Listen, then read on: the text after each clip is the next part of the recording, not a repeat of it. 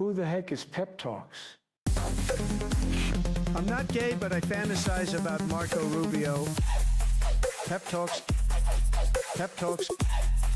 Pep Talks. Let's eradicate the Kung Flu. I'm literally coming. Pep Talks. Pep Talks. Who the heck is Pep Talk? They want our women. They want our children. Pep Talks. Sometimes no means yes. Grab them by the Pep Talk. Grab them by the Marco Rubio. Obama is a racist. Pep Talks. I'm literally coming. I'm Pep literally coming. Pep Talks. We found weapons of mass Pep Talks. destruction. My fellow Americans, it has been confirmed today from Pep Talks that we are indeed all high on politics. Good afternoon, everybody. Welcome to High on Politics Wednesday edition. Hope you guys are all doing well. Had to start the show kind of in a rush today, so yeah, kind of starting things in a little disjointed manner. Also going to be playing some roulette today because, didn't have as much show prep time as I wanted. Also, as you can tell here, let's see, let's fix this. Where is it? There we go. Much better. But welcome to the show. Hey, your favorite lesbian spider queen from Mars. Hey, Televani, how you doing? Good to see you. Hope you guys are having a good day today. I am having a pretty solid day, honestly. Got to see an old friend. Have not been able to catch up with in quite some time. So, I'm in a pretty decent mood. But like I was saying, I hope you guys are having a good day because, yeah, man, it's a lot out there, you know? I know that I kind of say this a lot about how just politics, it takes a lot out of you, you know? And I've noticed that people are kind of like, they're trying to tune out a little bit, and it's not just me. I'll admit it though. I felt a little like, oh no, am I having a? Is this like special to me? Am I seeing some numbers dwindle? No, it's literally everybody. Everybody that does political content seeing a little bit of a dip. You just don't notice it on some of the larger channels because it's not as prevalent. But you know what? I'm fine with that. There's just so much to kind of keep up with, and just I don't blame you guys. Rad, I'm coping, but I'll get through it. Oh, well, yeah. I have to admit that I kind of cope through a lot of this stuff. I really do. We're invading Cuba now too. What the fuck? Are we? I don't think we are. I haven't seen word one about Cuba. Where are you getting this information? Sorry for sounding like a capitalist pig, y'all. My fellow capitalists in chat today, Costco stock is doing very well this year so far. Yeah, okay. Costco isn't exactly what I would call a right-wing company. Like, they're, I don't know. They're one of the companies that's actually talking about giving their rebates back to the customers. So if you guys have a Costco membership, you might actually get a check from Costco. So that's kind of cool. X is going off on it. Don't trust everything that you read on X, Waffle. I know that we've had, like, some stuff break through it, but when it comes to like the Cuba stuff and even the Venezuela stuff, they misreported a whole bunch of that shit. Same thing with the fucking Iran war, man. I don't know. I can't go to Twitter for up to the minute news coverage the way that I used to. Thank you, Elon. Can we just admit that objectively everything is a lot worse under President Trump? It really is. Everything sucks. You can't trust ironically, you can't trust the news. You can't trust anybody. You can't trust anything. But somehow, some way, this dumb motherfucker's out there just like, I can be trusted. You can totally trust me. All right. You can link it to me in Discord. All right. I'll take a look here. You know what? I already got this. I already got my Twitter up. Let's take a look. Cuba.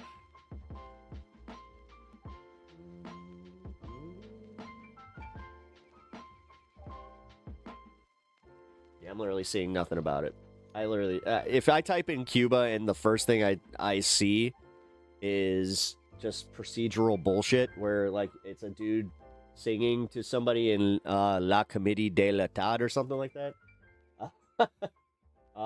Yeah.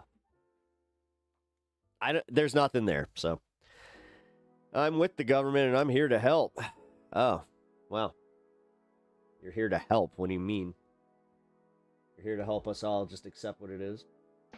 Democratic wins. Media poll shows Hassan Piker unpopular among Democratic voters. Who cares? The Hassan smearing. It's like, why are they so obsessed with him? Yo, 313 in the house. Hope it's a good stream. I'll be lurking and working from the garage. Hell yeah, Pendulous. I really appreciate that. What up? I hope you're having a good day yourself, man.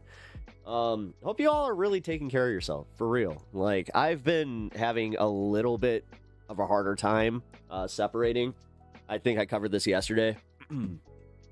I know that the 420 show definitely helped with that a little bit, which, speaking of, I'm going to start it a little bit early. I think that, you know what? No. I'm going to be smart about this. All right. We're going to take one little one, and then I'm going to break a rule. I kind of want to do a banger. Also, tonight, so I'm kind of toying with what to do here, because I have my Pepaganda, my primetime Pepaganda. Depending on, like, what we cover on this show really will determine what I do on that one, but, oh, geez. What the hell is going on with my... All right. Hold on. I'm already dealing with some bandwidth. I was already dealing with bandwidth issues. I might actually have to cancel my other stream. Shit. I'd prefer not to. Come on. What's your stand on UFC events in Strait of Hormuz? Wait, UFC events in the Strait of Hormuz? I think that you're just making shit up and asking me what my take on it would be. I mean, who the fuck cares? What? Why is that your question? Of all the questions you could come in here and ask me, what the fuck are you talking about? Stop being an ass. Like, dude, stop being an ass. Like, what? You're either being an ass or you're that high. If you're that high, fine, I'll let it pass. But if you're just being weird to be weird, like, shut the fuck up. Dude, it's already weird enough that they're having it at the White House. And the UFC's stupid. Like, the UFC is so fucking stupid, dude. I'm so over it. This fake machismo bullshit. Yeah. Go look up every guy that has fought in that octagon, and then try to figure out what the percentage of the ones that still have their brain capacity is, because it ain't good. I listened to Jake Shields, and immediately it's like, it's kind of weird that you can attribute his politics to the fact that he got hit in the head for a living. You say you're high? You're right. Have you ever visited the island? No. The fuck? The island? Are you talking about Washington Island? Or are you talking about the Big E Island, which now you are just an asshole? I mean, cool, man. Cool. Is this really the best you've got, man? Like, this is what you took the time to put together and type out and think, I'm totally trolling this guy. Work harder. Also, I hate to break this to you, you're not funny. It kind of sucks to find out this way. I know. But love you, boss. Love you too. I'm glad that I can at least just tell somebody off like that, and the first thing they say is, love you. Cool. Let's give them floaties, make them fight whilst... All right, so we'll make it like water polo. Dude, it's just a dunking contest. Hey, what up, Goblin? How you doing? Good to see you. Nay, Goblin. Welcome back. Appreciate having you here. Nick, we aren't Dem fans. Nope, we're not. I'm not a Democrat. It was funny. I was talking about that with my buddy today, and you could tell... I could just say what this was. So, I saw my old friend. He was the owner of the comic book store that I used to go to. I haven't seen him in a few months. Ran into him when I went to my new comic shop, and it was a great time. We just talked for 2 hours, specifically about like what I cover here and just how it's going. And yeah, it was kind of funny because he's one of these guys that I can talk to where he leans left. But he is the quintessential dude who doesn't pay attention to all of the politics. He doesn't care, but he's open-minded enough to try and hear both sides, but will likely side with the left after he hears like both explanations. And I've seen it happen in real time where it's almost like we had this weird thing happen where there's this guy that he's friends with who's an artist who's super right-wing, man. Like, he's super right-wing, like to the point where it's his entire identity, and it's annoying.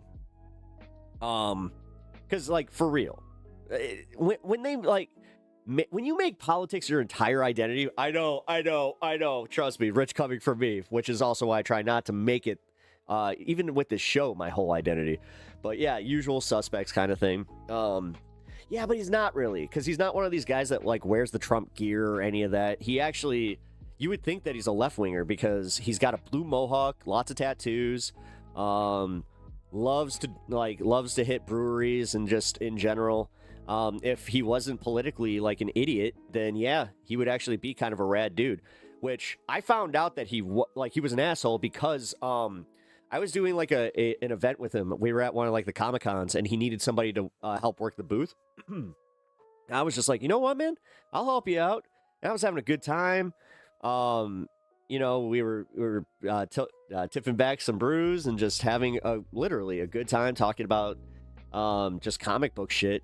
And then all of a sudden, this girl with blue hair, she buys something from him, and then he proceeds to start like ripping on her for being a Bernie supporter. And I was like, really? That, number one, that's the first thing that you take from this? Like, you look at everybody here, you just earned money from her. She enjoys what you do, and the first thing that you can think of is she must have been a Bernie. Fuck you. Like, you're an asshole. Just plain and simple, you're an asshole. Like, god damn it. So, when that happened, my buddy who owned the comic shop, he was there. And he kind of moderated, like, a little bit of... it was a very soft debate, I'm going to admit, because I didn't want to engage and, like, make it into this big thing. But realistically, it annoyed the piss out of me because I was just like, dude, we were having a good time, and you're the one who, like, took it there. And they're the ones who always cry foul, where they're just like, oh, these leftists always forcing their beliefs on us. God. Yeah, without having a fucking mirror. Like, come on. And this goes for anybody. If Trump is like, or MAGA is your identity, like, look deeper into yourself and figure out why you're so fucking empty. Like, Jesus Christ, especially now. Now's the time. Like, your average American hates this dude. They hate the war. They hate the gas prices. They hate the inflation, and they all blame him. They don't blame Biden. Nobody's listening to him and his fucking lies anymore, except for the mainstream media, because they make literally that's all they have to do is fucking be outraged at what did Trump say again, instead of just being like, yeah, he says things. It's the same way that I used to do with Biden, where it's like, oh my god, breaking news, Biden's old and he stammered. It's just like, cool. But the thing that the mainstream media did was they reminded me of that daily. And that's where I'm just going to say, like, this grading, like, and I hate to even say the grading on a curve, because fucking pondering politics really has ruined that. When you say something too much in your videos and it just becomes like before we unpack all that, hit the like and subscribe button before you go. Thanks. All right, friends. Like, god damn, his whole vernacular. If I start getting like that, please consider checking me on it, because I'm trying to find new interesting ways to also remind you guys to do the solid and hit that like button, because y'all are cool, right? Y'all are cool. LOL the voice. Am I getting it? Like, I think I might have his vernacular down. We'll say Ben Myself, play the clip. All hell is breaking loose as Donald Trump is being Donald Trump, and we're all going to pretend to be outraged by Donald Trump's actions, because this is how the Midas touch makes its money. Play the clip. All I have to say is fuck Rupert Murdoch. See, I'm Ben Mycelis. Donald Trump is crashing out. As I said, I said this yesterday, I'm not making any friends in this business. I have a problem with this, which actually brings me back to talking to my buddy, because I had mentioned that I have not gotten any better on that front because he's always been looking out for me on that side of things. He's dealt with like entertainment entities before, you know. He's got some friends that are actors and just all over the industry. And yeah. He kind of said that, you know, I should probably start, you know, maybe doing that thing where I don't just go for it all the time. But hey, whatever. I would subscribe on Twitch, but sadly I got rent due next week and I got to stay for that. Don't worry about it, Gothmoth. I really appreciate you just being here. And even the sentiment. Thank you. Like, guys, if you want to support this stream and you can't, don't feel bad. It's okay. Like, just support it in the ways that you can. Like, just remember, it's free to just, like, for you, Gothmoth, if you could just do me the real quick solid. Here, I'll even do my little pluggy plug here. Just go over to YouTube real quick. And hit the like button on the stream. Vertical stream preferred, but if you, I'm not going to tell you what to do. Either way, just if you guys can help out in that way, that really does go a long way for me. Same with hitting the subscribe button. The subscribe button really does, that's like the biggest one. And honestly, guys, I got to be a little real with you. I'm trying to hit that 10,000. And I don't want to do like, I don't want to e-bag and just, or like, not e-bag, because that's essentially what all this, like, you could call what I just did right there tactically e-bagging. But I don't want to do it where it's like, that's my main focus. Like, I just got to say, like, hey, thank you for the raid. Argentile, or Argentical. Argentile. Argentical, thank you for the raid. I really appreciate that. Also, welcome to the channel. I don't think you've ever raided me before, so thank you. I hope that you had a good stream. Also, as I said, welcome into the show. Star Wars predicted the fall of American Empire, note for note, after presenting correct World War II allegory in the original trilogy, and Godzilla is about nuclear fallout, LeMayo. Gotta imagine being such a boorish loser. Oh, yes. Oh, you're not saying that to me. Because people are allowed to like things, you colossal fucking prude. Wait, who the fuck are you talking to? You're like 40. What's up with Godzilla and Star Wars nonsense? I don't know. I like things. I actually have passion for things outside of whatever. I don't know. What do you have a passion for? Hammers and fucking like craftsman tools? Like, what the fuck, man? Are you sitting here telling me that you're such a boring cunt that you don't have anything in your life that you could just be like, yeah, this is my hobby, or this is something that I enjoy? No wonder you're here. No wonder you would make a comment like that, because you literally have no joy.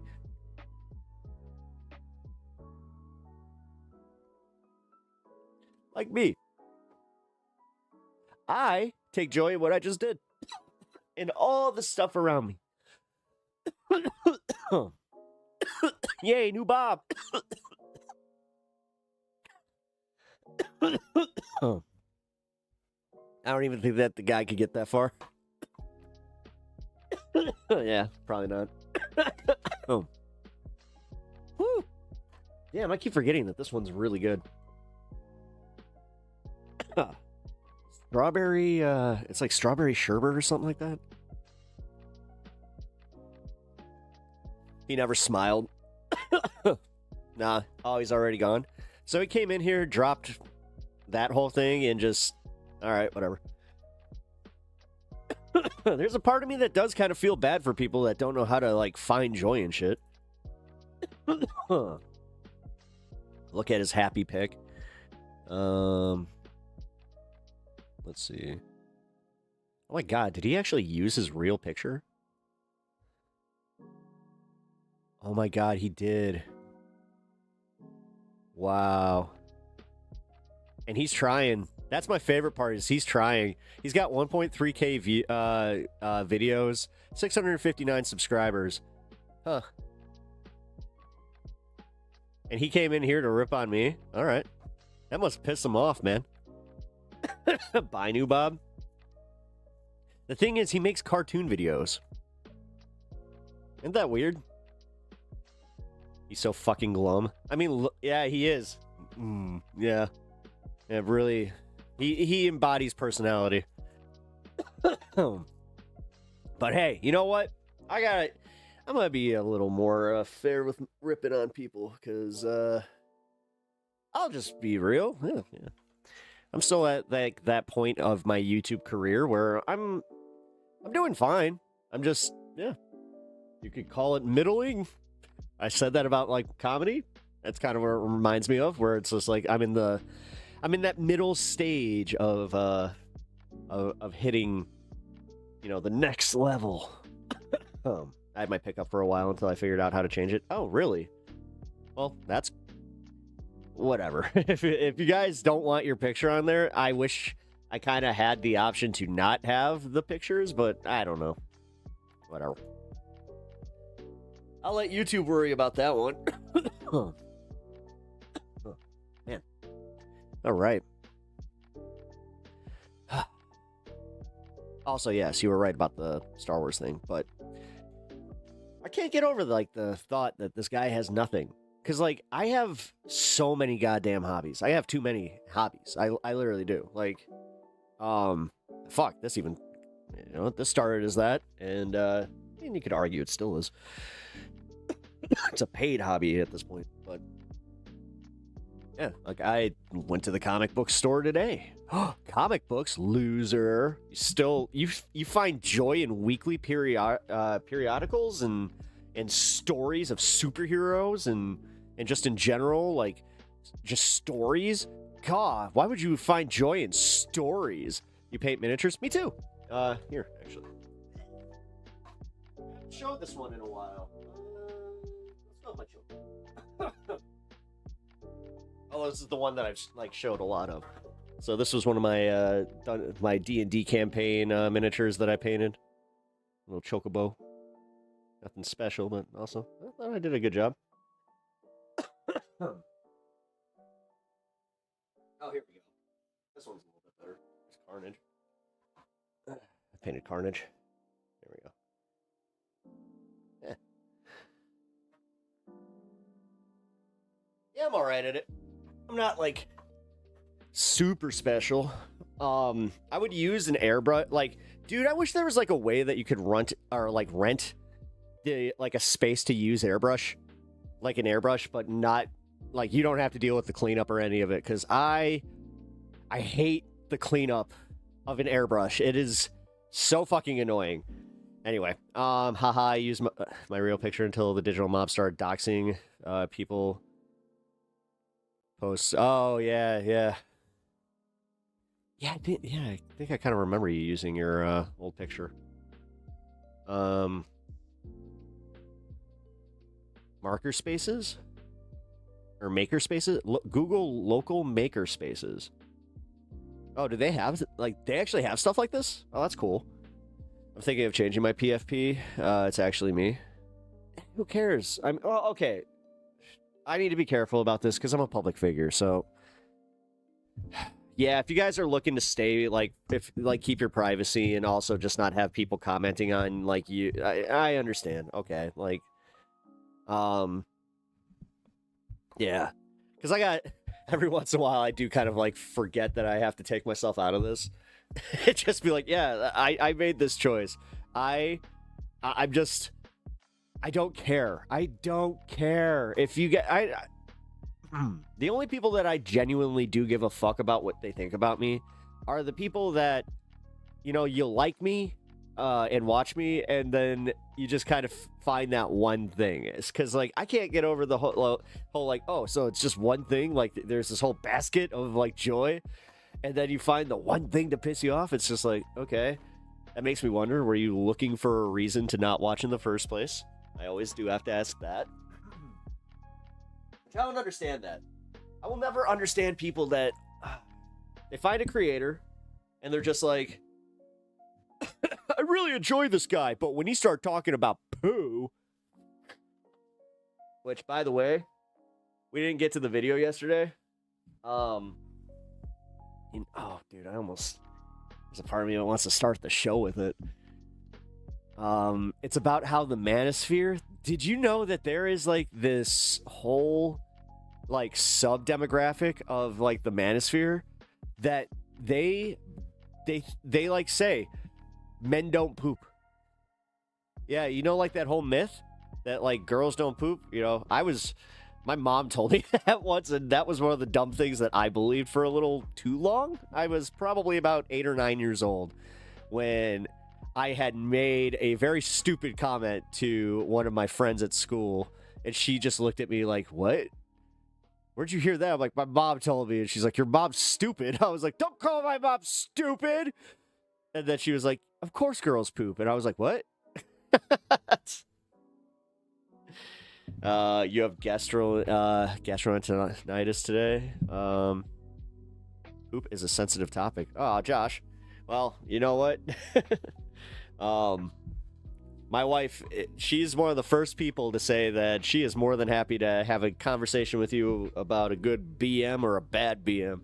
Hell, one of the first things that she said to me today was just like, did you hear the gas I had last night? It was just very endearing. Actually, it is. I listen, I don't care. I love that about our relationship, you know? She laughs at my farts, I laugh at hers. And you know what? There's love there. I said that once as a joke, and my kid believed me for years. See?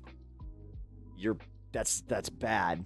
That's bad, Pinkerbell. See, now do you feel bad? Because, yeah, I think my mom just thought it was hilarious. She's like, wait, why would you ask somebody at school? She was more concerned with the fact that I made myself look like a public idiot. The heart is in a fart. Yes, it is. Yes, it is.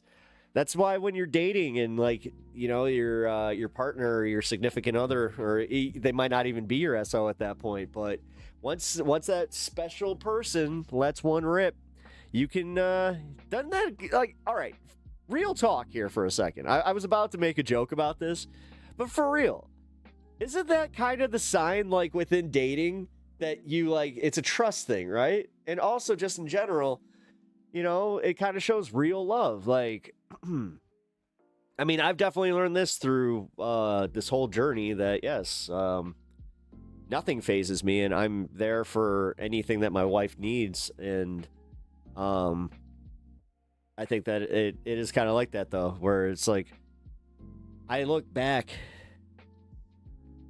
let's see, because the love at first sight thing is corny, but it is, you know, I'm one of those guys, man. When I first looked at my wife, I kind of had a mission where I was just like, I want to date her. But then I think I've told the story. I became friends with her boyfriend at the time, and he was a rad ass dude. We never had any problems. One of the first times and only times that I ever asked, like, hey, would you mind if I, like, go after her after they broke up? And he was like, go for it. I think she likes you. I was like, oh, hell yeah. Like, do as a bro. But yeah, it was kind of funny. Like, I think it was maybe 6 months or so into dating. That's when, like, she was staying at my place, and yeah, she just said, she's like, I have real bad gas. I was just like, it's fine, you know, I don't care. And she's like, oh, I don't care either. She's like, I was gonna let it rip. I was just letting you know. I was just like, and at that moment, I was like, it's like, I may marry this woman. Isn't that romantic, guys? Isn't that just so romantic? Mitchell, see you when you aren't driving. Oh yeah, dude, Mitchell. What's the knife for that? Dude, I swear to God, we're getting to that point where if I made a poop knife shirt, like, it would actually make sense. That's kind of sad. That's hilarious.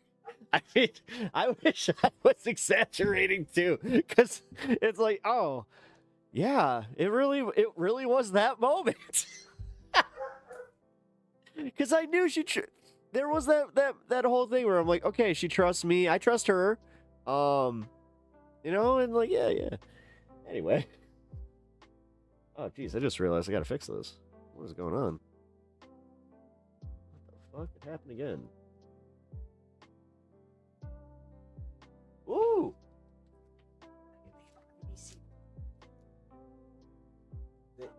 What? Oh. They got IBC root beer on fountain at one of the gas stations near us. And I just kind of had that moment of like, oh, really? She brought me a special treat. Yeah. Cool. See?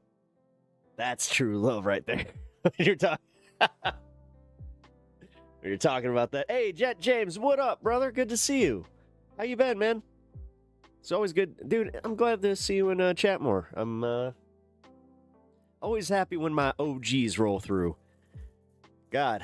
It's gonna be funny, like when I when I hit that 10K, because it's a coming. Something's gonna happen. Now here's the thing: do I have to like actually start doing debates and like? Because somebody pointed out, they're like, yeah, you just haven't had like that viral moment yet. I'm like, I don't want a viral moment. Fuck viral moments. Viral moments are stupid. Why can't people just like me for who why can't people just like me for who I am? Hey. Center. There we go. All right, cool, fine. That was the last bag of the white cheddar jalapeno poofs too. Woo! Yes. I got some white cheddar jalapeno. Hell, fucking yeah. You know what? Oh yeah, dude, I feel bad for you, Natch. The fact that you had to Google that and you're just like, yeah, do not Google from Pep Talks. I learned the hard way. I should go cut me a block of Irish cheese. What's Irish cheese? I don't even know it. Wait, is Irish cheese like when you say cut the? Because you're gonna cut the cheese, right? So I don't know. Does it sound like a shillelagh? What is a shillelagh? What is a shillelagh?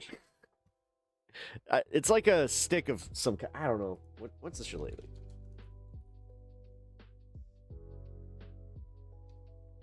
Stick club made of blackthorn. Okay. Sounds like that. All right, that didn't make any sense at all. It's like getting hit with the shillelagh. There you go. Snork YouTube. Did you know that Donald Trump told over 30,000 lies from his first term? That's it. And an average of 21 a day, highest 39 in a single conference. This number, that doesn't, I mean, I'm actually surprised it's that low. HEB has these dill Cheeto poofs. They are really good. Yeah, this one is one of the newer gas stations that started popping up around us. I know that they're like from the south. We just started getting these Casey's gas stations all around Chicago. And I gotta say, when you can make a Chicago and go like, that's some good pizza, like gas station pizza, it's actually good. Like, just no notes, just it's good. But yeah, they got these things, like they're fucking, yeah, here, you can see them, right? They're not quite Cheeto. There we go. They're not quite Cheetos, but they're close. You sound like a bunch of pussy Democrats. You sound like an asshole that just wants to judge people based on preconceived notions instead of being, you know, somebody that wants to conversate to try to understand where we're standing, because you're wrong. But since you are just intellectually uncurious, I don't want to fucking engage with you. See, Nick, that's how that works. You come in acting like an asshole, and all of a sudden, I don't even want to fucking deal with you. You can leave. I'm not going to ban you, but this is how it works in the real world. Like, if you just came up and like made some asshole comment like that, you think you're gonna make friends? I'm not sure if that's what you want, though. Like, realistically, I think that this is just how you interact with people. Oh yeah, Irish cheese. Irish cheeses were not. Ooh, what? What's this? Yeah, it's like brown. What the fuck?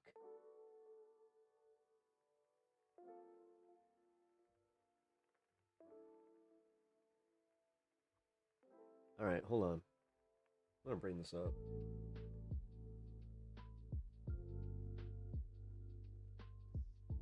Okay, yeah, this is. Have you guys like even seen what Irish cheese is here? Let's get my.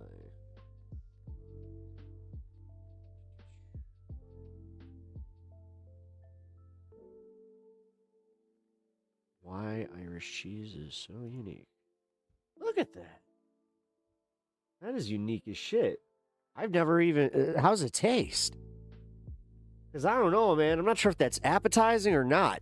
Because this is how, like, tricky cheese is. That is either one of the most delicious pieces of cheese on the planet, or it is... or it's very disgusting and too overpowered. Which one is it? Is it good? I mean, be honest. What is it like? Could be more a yellow cheese. And what is this? Every culture has its share of food-related stereotypes. Irish seem to be a revolving door of misconceptions. No native Irish don't do corned beef and cabbage on St. Patrick's Day. No Irish people don't eat just potatoes. And the world of Irish food is brilliantly diverse and brimming with a 1,000 years of cheese. Is this? Oh. Cornish cheese. West Virginia, best types of meat with cheese. Oh, we're getting like charcuterie. Like we're getting into charcuterie. God. All right, guys. I think that we just picked up a new hobby. Who wants to do fancy charcuterie with pep talks? All right, guys. They took over the two closest gas stations, so I feel lucky to be in between two cases. One of the big kitchens too. Yeah, they do have they got their own kitchen. It's crazy, but like, Quick Trip, HEB, Wawa, though, like they're all the same thing. What's the actually? Hold on. What's the one? Shit. Sheets.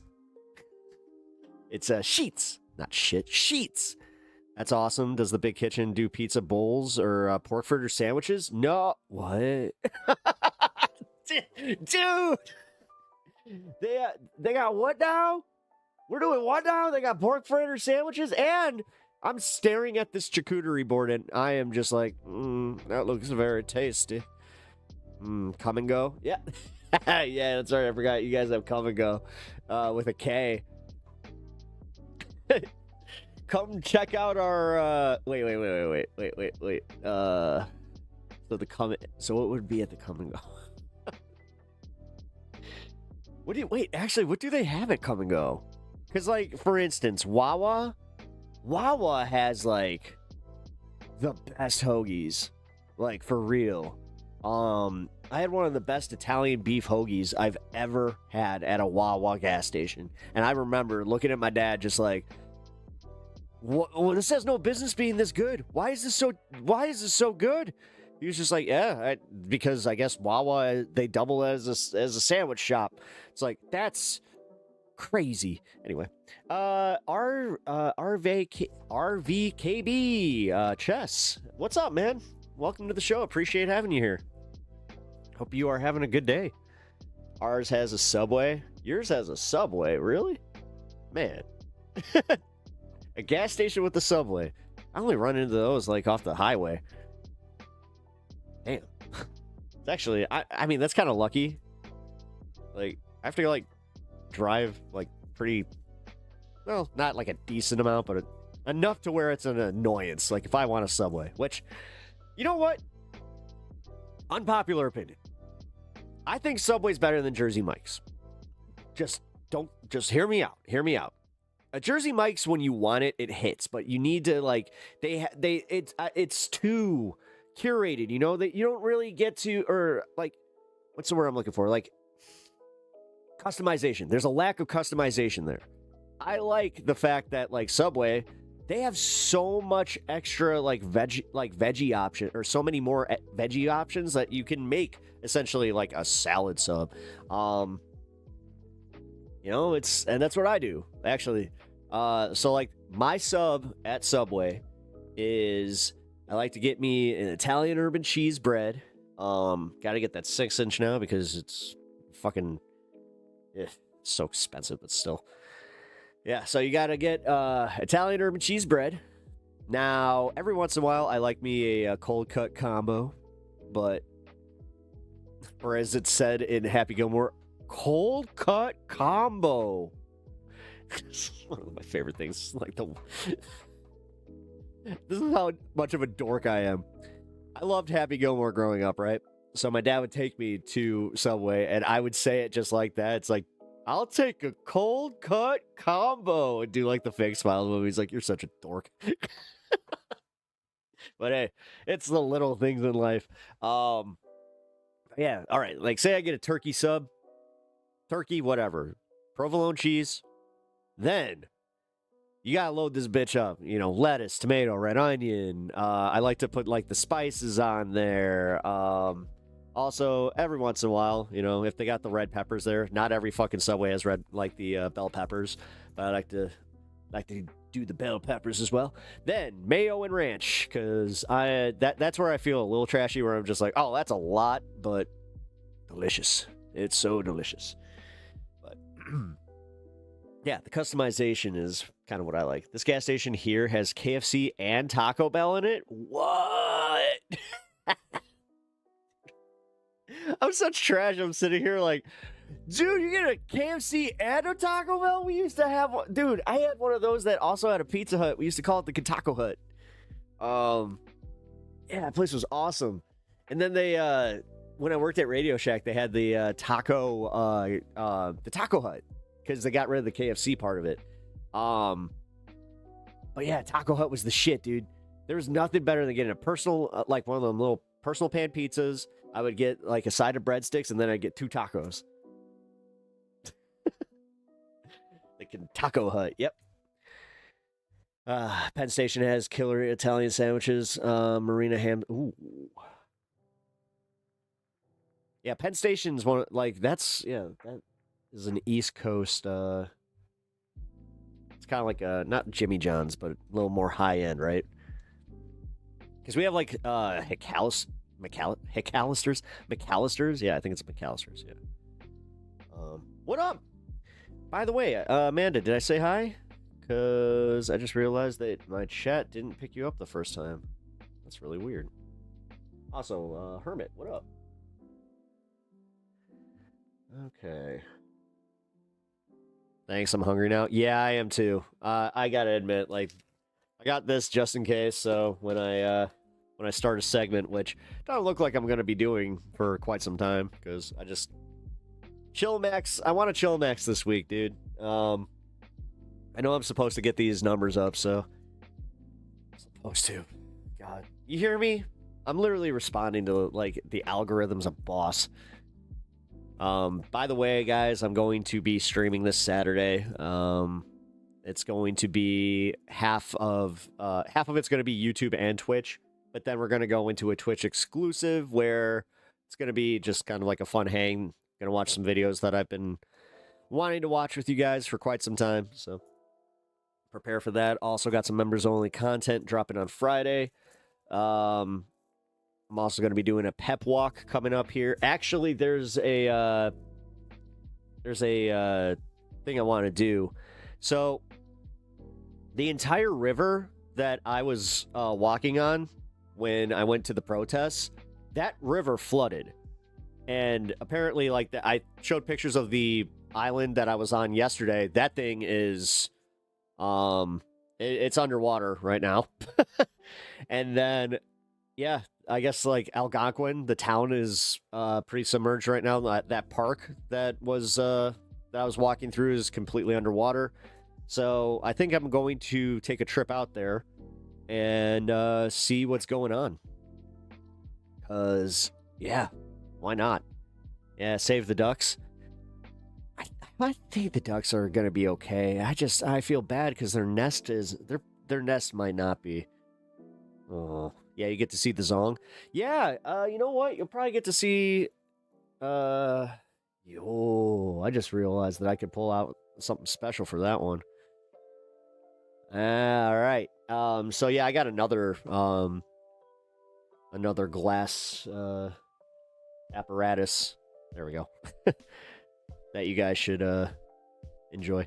Ducks float. Yeah, but here's the thing. It was a duck nest. It was, when I found the ducks, they were protecting their nest. So, let's see.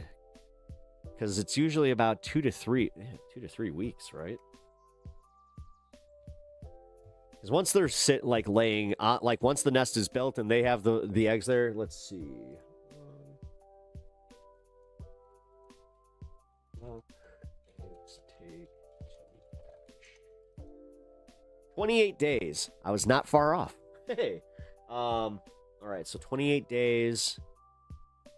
Has it been 28 days since I did that? I think it no. Not about Oh, no. No, it hasn't. Because that was what, March 21st?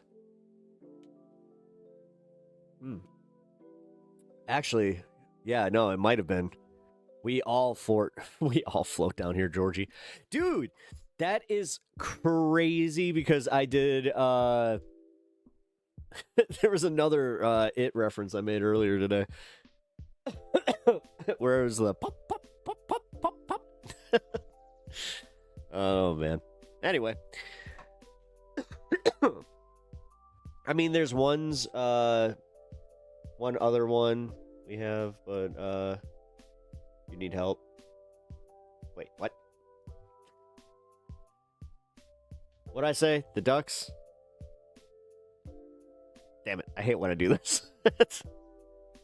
I missed a comment. That just happened to be my wife. I am terribly sorry. The glass. Oh, right. The glass. Yeah, I know. Like, that's what, I mean, I know, yeah, you're on the same page then. Because that's what I was thinking. Maybe I should. Yeah, it's going to be on Twitch, so. Fuck it. Yeah. Just join in on Saturday. It's going to be a fun stream. So, also tomorrow, I might be taking the day off, but I realistically, I think I'm going to start a show at 8, kind of do a later show and just hang out for a little bit. So, trying to give you guys my schedule. I saw the movie 5 times in theaters. Something to be snuck in. Really? Did you like Welcome to Derry?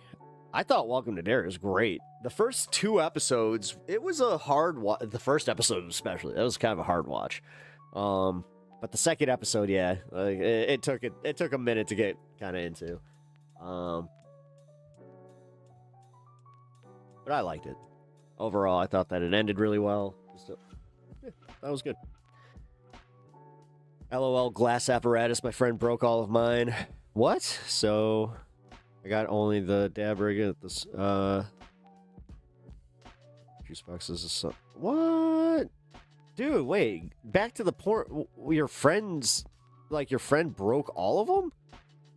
What kind of friend does that? Wait, what happened? Were you like moving and he dropped a box? This better not have been on purpose. I haven't been arsed to pay for streaming right now. Wait, what? Oh, wait. Are you talking? Oh, right. HBO. Hoping that the season ends up at your library. All right, Kyle, are you in the Discord? Because there's here. Let's see.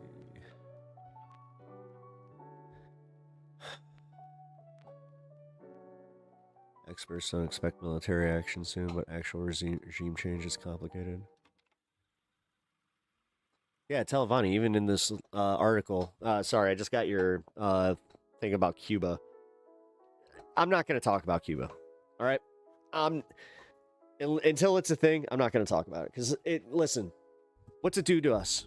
What are you going to worry about? Are you going to go? Are you going to go on the next flotilla? Like, I'm not doing that. Like, genuinely, guys, this is part of the problem with, like, covering some of these news articles and just, like, in general, the news, is sometimes you feel like I'm, like, right now, I feel, oh, I might be doing a disservice by not talking about it. No, plenty of people, like, if Hassan's talking about it, good, he's got it covered. me talking to my number in my audience isn't going to make or break anything. And honest to God, I don't have an opinion about it. I don't. I hope that the Cubans can, like, I honestly, my big thing is I wish we would stop sanctioning them so they could actually build their fucking country. But, you know, it's almost like we have to prove that socialism doesn't work. And the only way we can do that is by making sure that, like, they don't get anything. They can't do trade. So it's not like it's organically just socialism failing. But realistically, like I was saying, I'm not going to worry about something that might happen or not that I have zero control over. Zero. I'm just so over the fearmonger bullshit. And I'm not doing that for you. I'm not going to do that to you guys. Like, dude, Kyle Kulinski, and if you want that, go fucking watch Kyle Kulinski's stuff. I like Kyle. I haven't watched his stuff in on my show for a little bit for reasons,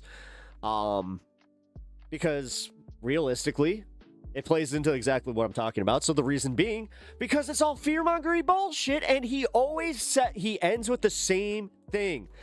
This is what needs to happen. He needs to be impeached. This needs to... Shut up. Just shut the fuck up.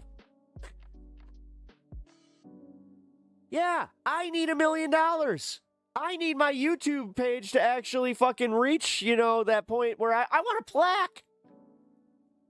There. Now, in my case, I can actually change that. And I can actually, like, bring about that change. What he's doing is he's pissing into the wind, bro. Kyle clickbait. It's all it is. And I'm tired of it, man. And honestly, like... that explains why the algorithm is kind of like, I'm gonna be careful with this one. I do this a lot. I'm glad I stopped myself though. Okay. The algorithm has not been prioritizing political content overall, right? I know that you can go to like Candace Owens, you can go to like all the big creators on the right, you can go to the big creators on the left. All of them are seeing not stagnation, but they are just seeing, like, you know, and they're starting to even go like, oh my God, it's all the algorithm, when there's this small part of me that's like, yes, but I think it's also the algorithm responding to broader trends where people are, you know, it's getting warmer out. People are not like, they don't want to be bogged down by all this shit, and they don't want to be fucking always be like play into the fearmongery stuff. Like, I think that's how it goes. Slow months, yeah, I know. Yeah, I know. Don't I know it? This is my second year doing this, and I've already noticed the trends. People are touching grass again. Yeah, which it's fine. It's fine. It's an ebb and flow sort of issue. I would say that, but this is where I was kind of going with it. It's a little different this time, because now you have Trump. He's exhausting. It's just exhausting to always deal with and pay attention to. Like, I do it all the time where I find myself just going, again, here we go, again. The YouTube algorithm always just promotes the newest slop. I guess. I mean, YouTube algorithm usually will promote like stuff that is kind of like tied to whatever you like. So say you like my content, it should take you to this space in a perfect world. You know, and it should also like tell you guys when I'm live and shit like that. Which I have experienced some issues with. Yay. It is exhausting. It is. And that's my point though. That's my broader point is that like politics is already kind of exhausting, but dealing with the political system that we're dealing with right now, where we can't really change anything in the immediate future here. You know, that's why you have a lot of people that like fall back to like call your congressman because they feel like that's the only thing they can do. But at least like it's giving them that little mental reward of like, well, at least I tried. Where realistically, at this point, I don't even think that does anything, but that's where I'm a little black pilly with this, just a wee bit, where I'm just, but it's specifically this time frame. Because we're, what, 8 months? Something like that? I mean, dude, the primaries are over. We're in this, like, lame duck period between primary and general elections, which, yay. I mean, yes, we have, like, what happened yesterday, which, great. Or 2 days ago, right? No, it's Wednesday. So, yeah, yesterday. Jeez. Yeah, that's another thing that happens with this news cycle. But, yeah, you got the changes that are happening in the districting in Virginia, which, great for Virginia. But, yeah, it's not like I can do anything now. Like, how do you think I feel? Our primary's done, right? So we got Dan Biss. Now we're just waiting for the general. But my problem is it's already looking like there's a lot of opposition coming from the left to guys like Daniel Biss. And I'm not sure how much of it's organic anymore. I think that a lot of this is actually like paid ops. Like, I'm starting to become that conspiracy guy where I'm like, this has to be paid ops. It has to be. And they're doing it under like the, oh, you're not left enough kind of thing. Like, it has to be, though, because the only outcomes that happen from this is that a Republican wins the fucking seat. Like, what's the point? And then on top of it, yes, I'm going to keep pointing out that Kat Abou-Ghazaleh not helping Daniel Biss in his campaign by maintaining momentum and also trying to get more progressives elected. I gotta say, man, like, watching Ben Collins win InfoWars and then just seeing her disappear essentially from the public light, I don't like being so dead on about some things, but this one, I guess I gotta pat myself on the back for, because I called it, man. And I wanted to ask her that. Has she already checked out? Yes, she has. Yeah, she's already checked out. Purity politics eats itself alive every time. Yep. Yeah, and this is why, you know what? Some people just don't, like, I have come to terms with it. This is why people don't want to hear it from me. But I think that I'm a pretty good person. I'm a pretty good person to hear this from, because this is going to be one of those rare times where I'm going to speak honestly about myself and not try to make jokes. I think that I am okay. Like, I'm fine being a kind of conduit for people that don't necessarily want to follow politics, but also kind of want to follow politics. And they don't necessarily want to follow like a Philip DeFranco, or they don't want it just like in little bits and pieces like that. You know, I think that this is kind of a special stream. I'm not going to talk down to people. That's one thing that I always hated about Vosh's stream, was how he didn't know how to like kind of pull it back, as far as always trying to like make himself like he is like the smartest person in the room or whatever the fuck. He has I'll just say it, he has a way to condescend to his audience that doesn't always come off as joking. And it's annoying, you know? And it's also like, do you know how many times I listened to like just a whole bunch of like these theory discussions that never really turned into anything, except for just like, oh, so you don't believe in deontology? Like, what? What are you retarded? Like,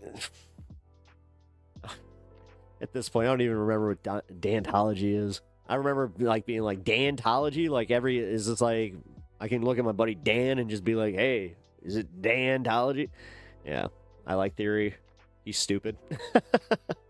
You can like theory. It's just, what I don't like is when people try to pass that, like, because they know theory, like, and you don't, like, you somehow know less about just like the day-to-day politics.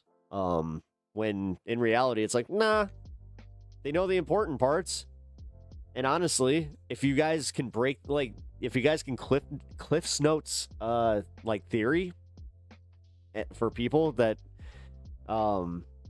You know, and it makes it a little less condescending, because I'm gonna just call it like I sees it. And I've had this, I am beating a dead horse on this one. I've covered this so many times on this channel, but I really do think that it is just a problem that we have, where it's like you have people that you know, are well read on these matters, but they don't know how to talk to normal people, and they get frustrated, and they're just like, God, how do you not know this, and don't understand how condescending they are.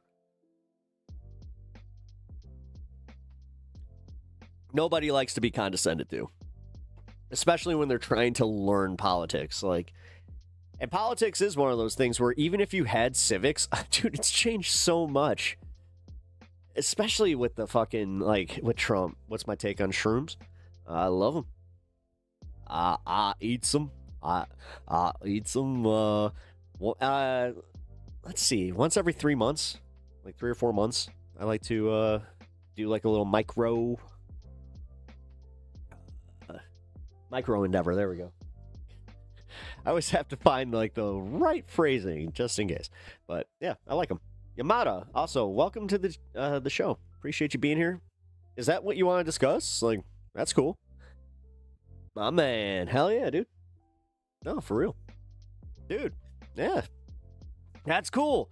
See, where else can you get a show like that too, where it's just like micro exploration? I like that. Micro exploration. Yes. Yeah, Yamada, I like to discuss news and politics here, but I try to make it like a cool place to hang out and do so. So you're in a good spot here, man. Appreciate you checking out the channel. Also, if you guys haven't already hit the like button, please do. It really does help. It helps a lot. I wish I could tell you how much it helps. Do you realize, like, there are days I wish I could just show you my analytics and just be like, okay, guys, here's where we're at. Here's where we need to be. I need to do it like I'm having a team meeting. Imagine my frustration. I had only an hour to explain all the political crap show to my therapist today. I got 1/4 of the issues out. Shit. Well, I hope that like they were at least able to kind of give you some like a coping mechanism, and also kind of give you the option to revisit it. Because like when I talk some of the stuff that like is bothering me with politics, my therapist will like ask me, number one, is this what this is really about, or is there something deeper going on that we should probably be discussing? Which in my case, it's usually something a little deeper. But every once in a while, it is just the issue of the day. I remember like the Preddy thing really got to me. And then she even said, she's just like, okay, so here's what I want you to do. I want you to continue to go, like to practice your whole, like not being, you know, what you can and can't control, and also what you can be part of. So she's like, I want you to kind of like write it out, what you think you could do. Like if there is a protest that you can go to, when, where, like just really try to plan it out. And that helped me. That helped me a lot. I also do have the outlet of doing this, which she said is rare. I guess, you know, I should consider myself lucky, but anyway. Medication, always medication for me. Aw, they think I'm completely nuts. Do you do breathing exercises, Mitch? Like, I'm not trying to, like, do the stuff where if it works for me, I want to, like, I'm not trying to preach, okay? Because I'll just say what works for me. I like to do some breathing exercises, where I'll count out loud, too. I think that we kind of talked about this because I remember bringing up the number 16, where like I went on a stun lock because I'm just like, yeah, for some reason the number 16 like helps me. So yeah, I'll count backwards from 16, do some breaths, and that usually takes me out of like whatever, if I'm in like a panic mode, or just again, just bringing me back, you know, down to earth, just realizing, okay, this is what I can control, this is what I can't, I might as well just deal with it, like, and just keep going. Mindfulness is a good practice that works for me. Yeah, I was about to say mindfulness is, yeah. Which I don't. All right, because I just kind of thought about this, where I'm like, yeah, but that could be perceived as just like mindfulness. What the fuck do you mean by mindfulness? My mind is always turned on. Nat or Pep, my therapist once recommended the exact same thing. I think that's because they learned it from the same conference. But I will say this: this is why you do have this is why they do get paid the big bucks, is because they, not only are they receptive to some of these new practices, but they see how it works. Hey, Pep, it's Pep. Seems I came in when needed. Hey, what up, Grandma Flatterson? What's up? Yeah, we're talking about doing like breathing exercises and just kind of like chilling out, because when things are just like, they get a little overwhelming sometimes. Also, this political cycle does get like just overwhelming sometimes. I've been taking a breath and holding it for, don't do that. Don't do that. Don't do that. That's not necessarily good. Like if you're actually holding your breath and you're going like that, that's okay, but don't do the thing where you hold it and then you're like doing like little bits like well, let's see. Yeah, because actually just doing that didn't actually feel that bad. I just know that holding your breath too long is not good for you. So Mike, I know Vipassana meditation in anapersona, or was it anapersona or whatever? Anapersona, that's what it is. I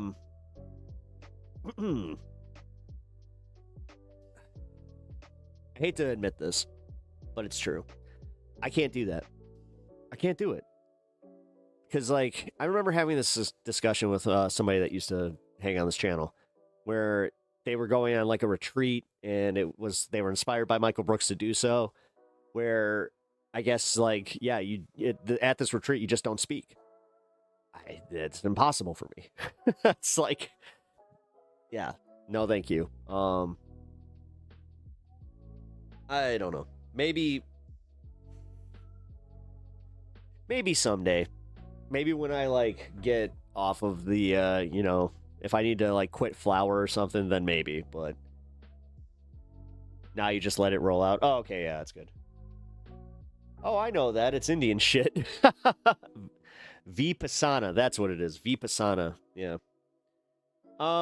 Like I said, if it works it worked for Mike, if it works for you, great. I just don't feel like it would work for me. Groove Dragon, always good to see you. How you doing, buddy? Happy Earth Day. It's Earth Day? No shit. I was not aware of that. I need to send a text because I get some heartburn kicking.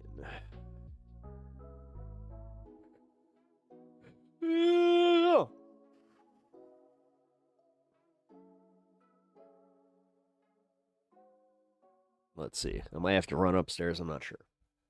Either that or my wife is just chilling. Let's see.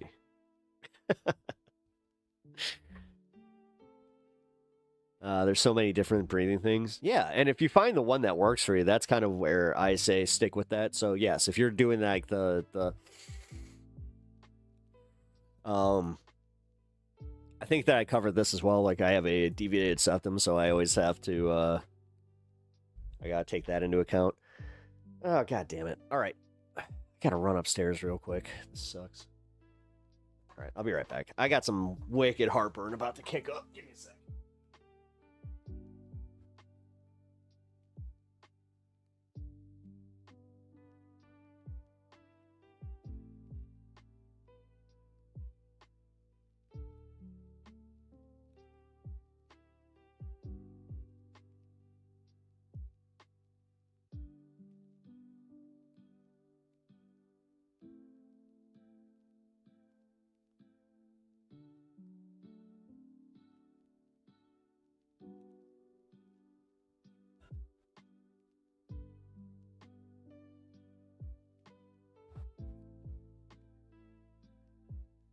Okay, much better. Oh. Yeah, that was a Tums. Needed that. Holy shit. One thing about gas station pizza. Delicious. But I don't know, I've tried a lot in the middle of thinking I was actually dying. Man, I just realized that a lot of you guys have like very similar things to me. So I don't really get like the I think I'm dying, but I get like these weird panic attacks. I think I have not talked about this on stream, so fuck it, I'll be open about it. If it helps you guys, then fuck it. So what'll happen is I'll get off stream. And God, I hate to admit this, but it is true. I get off stream and then I'll kind of like, especially if it's like a heavier day, for some reason, I will kind of have like a harder time like looking like like just what's the word I'm looking for? This is kind of hard to talk about, like I'll admit it. So I'll get off stream and I'll have like a mini panic attack because of just how, you know, if it was a heavier stream, if we dealt with a lot of stuff and just in general. And then I do have that realization of just like, I don't have a lot of like my support system that I used to. Because like I used to sit with my dog after a stream and just kind of chill with her.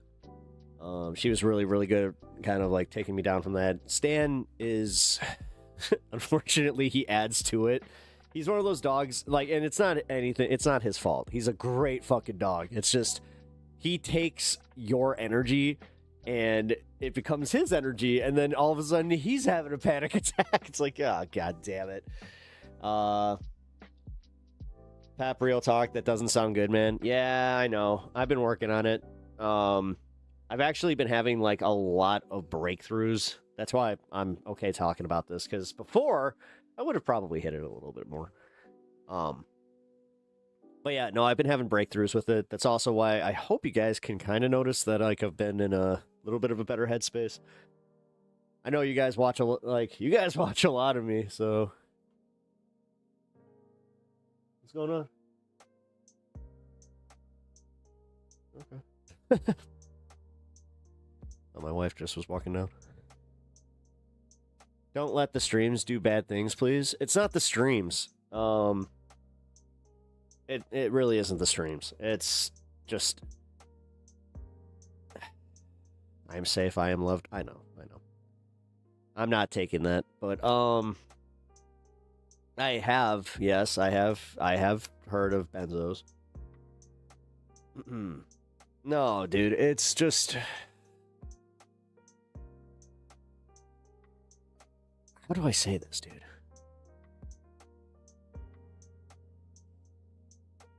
Okay, I'll just try and put this as clearly as possible. When I end stream, and it's like kind of decompressing from what we were talking about, it's not necessarily the politics, it's not talking about Trump, it's not even getting trolled. It's when I'm in that like moment of mental exhaustion, it almost like leaves me vulnerable to realizing how much I've had happen in the last year and a half. And I just I feel it all. So, which I've been dealing with my therapist, where like I gotta allow myself to go through it. It's scary, man. Like it sucks. And yeah, Kyle, you kind of nailed it. Well, streaming and talking about politics for 6 hours is going to leave you feeling weird after the fact, I would think. I mean, yes, there's a little bit of that. Like I'd be lying if I said that like there was nothing from it, but it's not like what you guys would think. Like it's not like it leaves me feeling drained or exhausted type of thing. It just leaves me kind of like I said, I think vulnerable was the best way to put it, where it's just like, it leaves me a little bit more mentally vulnerable to kind of fall into, again, like just realizing like, the one that really gets me is just, I miss my mom, guy. Like, I just gotta admit it. I really miss my mom. Like, I've been having some struggles with that. And I know she loved me, and I know that she's, in whatever spiritual realm,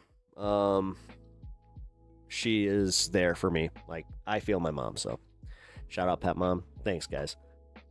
Yeah, she was a damn good mom, man.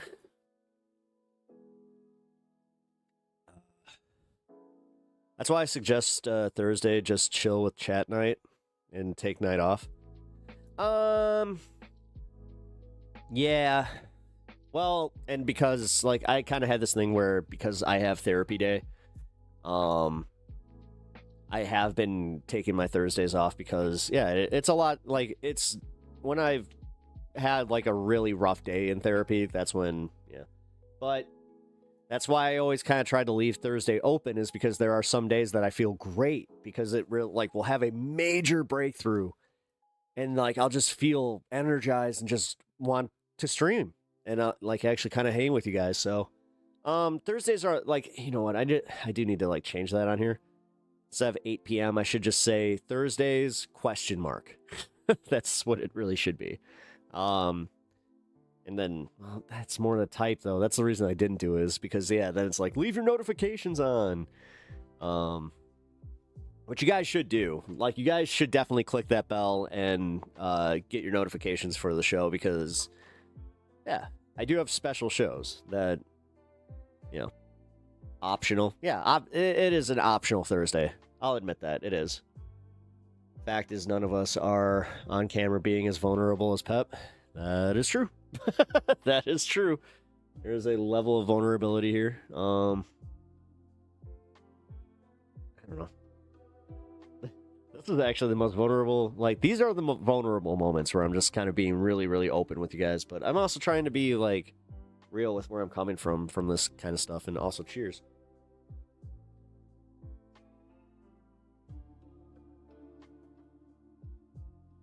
Just remember, with me, one of my friends said this to me once, where he's just like, well, if he's keeping that private, that's how you know something's going on. It's like, yeah. Where's Bob when you need him? I don't need Bob right now. I mean, I'm kind of happy without the trolls, but no, we need to get the stream out here. So that means we just celebrated. Let's start talking about some stuff. Let's actually like talk. Let's get high on some politics, okay? Let's kind of live up to the name. But also, have you liked the stream yet?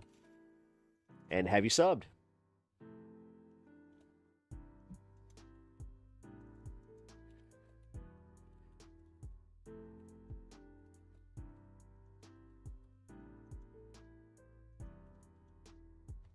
All right. One of these days, it's just going to be yes and no, and you guys are going to be like, oh, Pep's creative juices are lacking today. But also, Isaac, thank you for that, by the way. I do, like, I appreciate the fact that you guys actually care about my mental health, and, like, you guys have been so reassuring to me that no matter what, you will be here. Like, if I need to take some time off, you guys will come back, and you guys will, and, you will be here to enjoy the show. And, like, I can't tell you how much that genuinely fucking means to me. I'm getting mushy. Thanks, guys. I think that I've been kind of letting you all know that this does actually matter. Because I think I forgot who it was, so I don't want to appropriate who said this. But I was watching. Oh, I think it was Destiny, though. Yeah, I think it was. Fuck. All right, it might have been him. But just in case it wasn't, it could have been Destiny or another streamer. I'm trying to be as clear as possible here. because he started kind of going off about how, you know, his audience needs him more than he needs them, and I was just like, dude, what the actual fuck, man? And it wasn't Nick Fuentes, because I was like, if it was Nick Fuentes, I'd be like, this is just him being Nick. But yeah, and I just remember being like, that is so fucking, like, that's so fucked up. Pap, I'm here because you're a cool fucking dude. Thanks, man. I really appreciate that. Oh, not from Density. I can't understand streamers that, like, get to that point and they just kind of, yeah, man, like, they don't appreciate it. Like, whatever. I'm not going to get too down onto that one, because that will make me kind of feel bad, where I'm like, oh, right. I keep forgetting that these guys that have that attitude about their audience and also are very entitled about their, like, their position on YouTube, where it's just like, oh yeah, that's right, they're still gonna get rewarded because that's how social media works, man. Tinkerbell, best luck out there. Wait, where are you going? What'd I miss? My doctor's office wants us to show up for a video appointment and be logged in 15 minutes early, and now 20 minutes after my appointment start time, they still aren't in the call. Yeah, medical professionals. Yeah, your time doesn't matter. Assholes. Anyway. Real Pat, you're doing good, Pat. You're trying your best under all the pressure of everything you're dealing with, more than any normal person should be dealing with, and sometimes it comes out sideways. Yeah, I mean, yeah, and that's why I do allow myself to kind of have my moments, you know. That's why it's a tiny bit annoying when somebody's just like, oh, there he is, crashing out again. It's just like, number one, dude, this ain't a crash out. Number two, you want to see a fucking crash out. Like, all right, let's fucking go. Yeah, I've been pretty good on that end. Yeah, but like this, boring, fucking boring. We get it, man. We get it. Like, not a single thing that you took the time to type there, if you even typed it. I feel like you have like this like saved, or it's just like pre-programmed, because you do have a little bit of that beep boop aspect to you. Yeah, nothing what you said there bothers me, except I think you misspelled Christian, because you're dumb. So cool. I think that might actually bother me more than anything else, is the fact that it's such low effort. Like, god damn, can you like try? Like, just a wee little bit. Are you trying to, like, because again, even if you're trying to be funny, like, just try. Like, nothing makes me kind of like, I guess I have a weird, like, sense of happiness about it when somebody comes in here to troll me and legit makes me laugh. Like, I'll give those wins, man. Username smash keyboard with face. And there's my troll. Deserves better quality trolls. I do. If there's one thing I deserve is better quality trolls. God. I dare say bring the bots back. Thick skin. I mean, did you type thick and you were gonna type skull? Yeah, yes, you have a thick skull. Or are you talking about me having thick skin? Because, yeah. Yeah, I was about to say, yeah, even with the Israeli flags, who cares? Whatever, man. If you think that's what pisses off leftists, that makes me want to ask, like, are you actually getting responses from other leftists? Because do I need to go have a conversation with these people and tell them to lighten the fuck up?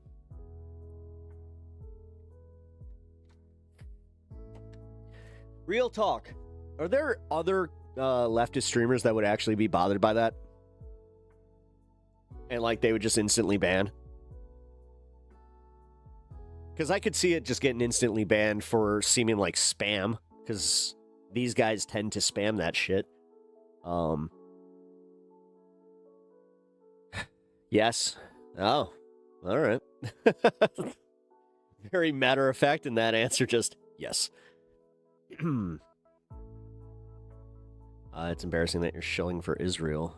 I don't even think he is. I think he's just that I read like he's just trying to like he's using every like little thing that he thinks will piss off a leftist, which okay. You know what's really funny?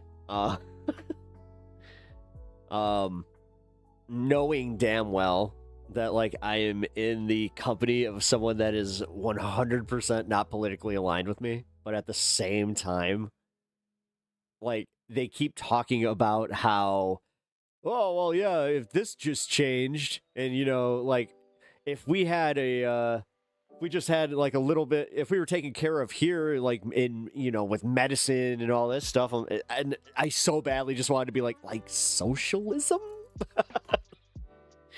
But every once in a while, you gotta do that thing. What's it called? Hide the power level. Watch someone on the left for 2 years. He's now become radicalized and very ugly. You don't have to say who, but what do you mean radicalized? What happened?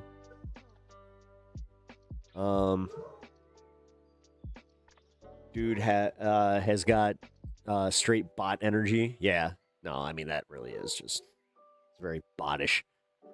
Lurking and working. Hey. Well, I always hope that the audio element to the show comes through. By the way, guys, my soundboard broke. So I gotta get a new one of those. Yay. I just realized that, by the way. I was just like, I kind of put that on the back burner. Or it was just, yeah, it's just another thing. Yeah, fuck. No, yeah, I know. Here, you know what? Let's see. How much is a new one? Because I had an old school one. Passive voice. Would you do Peps? It doesn't work anymore. Although the timing's a little suspicious now I think about it, because I did the Windows update and all of a sudden it went, I think it might have updated itself out of, here, let's see. I'm going to type in the model.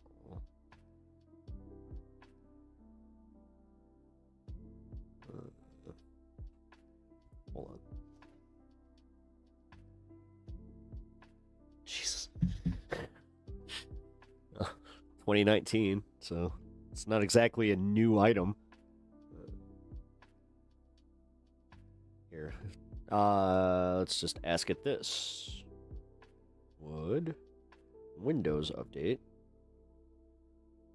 kill my Steam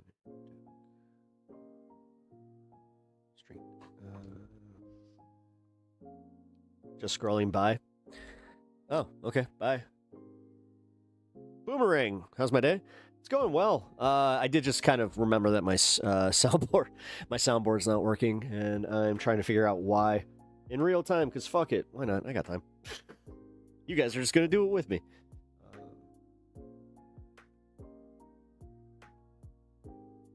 Okay, so Windows update through. Yeah, so it says that the Windows update did throw a lot of this stuff off.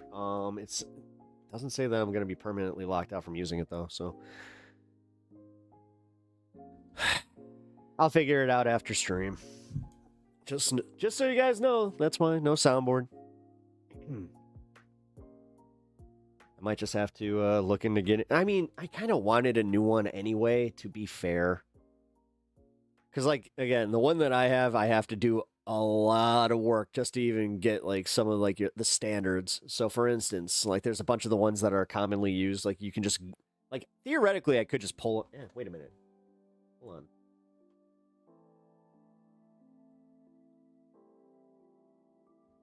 I'll just go to... Yeah, because I went to the instance. I think it's called my instance. Yeah, there it is.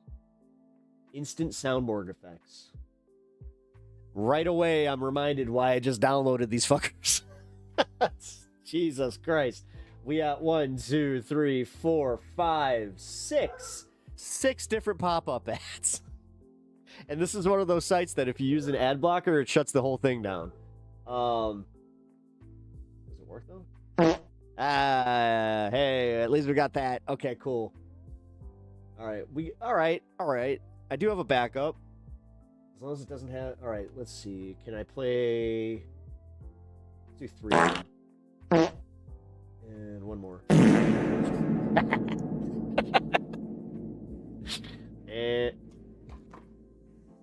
and just like that, it gives me one of those timed ads. All right, whatever. Cool. It's like playing a phone game on your fucking computer. God damn it! Why did they make this so bad? Like, what the fuck? And are you almost done? Where's the X? Where's the X? Where's the X? Nope. Whatever. Okay, so I guess I do have a backup option for this, but yeah. If I were Supreme Ruler, I'd make pop-up ads illegal. Dude, there was at one point, there was like this golden age where during Obama's presidency, he made it so there was a limit on how much they could advertise to you on that shit. Like, you guys remember that shit? Like, the sweet there was like this sweet spot where we didn't have robocalls every other fucking call. You didn't have to screen your calls the way that we do now.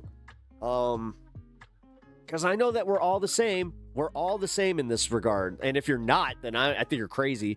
If you're answering unknown numbers or just numbers that you don't have saved into your phone, you're genuinely kind of fucking nuts to me. Because we all know now how it works. That if you pick up, then your number is in an it goes right into this fucking digital index that's just like, hey, this person picks up his phone for these calls, so there's a better chance that you'll get him, so they constantly flood you with the shit, usually the same firm.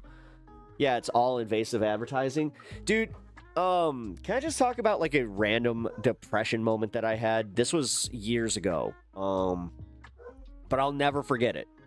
So I was having a really, really hard time, and I was having a really bad day. And I just remember that I was setting something up on my computer, and there was like a bunch of pop-up ads. And then there was like one kind of like this where you couldn't just X out like right away. My brain got so overwhelmed with the idea that I am just a commodity to these motherfuckers. And then without missing as I was about to already blow up about that, I got a text message from Pizza Hut where I was just like, what the actual fuck? I had it. I finally had it. Where I was just like, it's advertising all the fucking time. All the fucking time. They just want all your fucking money. They want to pinch pennies and fucking, they want to fucking nickel and dime you everywhere they can. Meanwhile, they don't give a shit about your health. They don't give a shit about anything except for how much of your paycheck they can squander away from you. These motherfuckers, like, seriously. And it's the same with these assholes. Like, have you seen the ads lately where it's like, oh, you just got your tax rebate, do you want to spend some money on new windows? Consider getting some new windows or doing this massive project on your home since you got your tax monies, because we know you got your tax monies. Give us your tax money. Sorry. You might be one of the one politics channel I see not view buying on YouTube. I don't know. I'm not sure if I was getting view botted or not, because when I started my my vertical stream, dude, I was out there, but it did seem very body. You know what I mean? And there's been definitely a noticeable difference in how many people show up to my stream now. And it's not like I'm doing a whole lot different. I didn't take a whole week off or anything like that. I've been taking the same 3 days off that I usually do. Whatever. I'm glad I get to talk to you guys about this because honestly, this is the small shit that bothers me about streaming. Like, it sucks. And I kind of wish that there were more creators out there that talked about this stuff because it's not like I wouldn't be doing this, but I would have at least had like a degree of like preparation for it. Potatoes are easy. You can grow them in a laundry basket. What?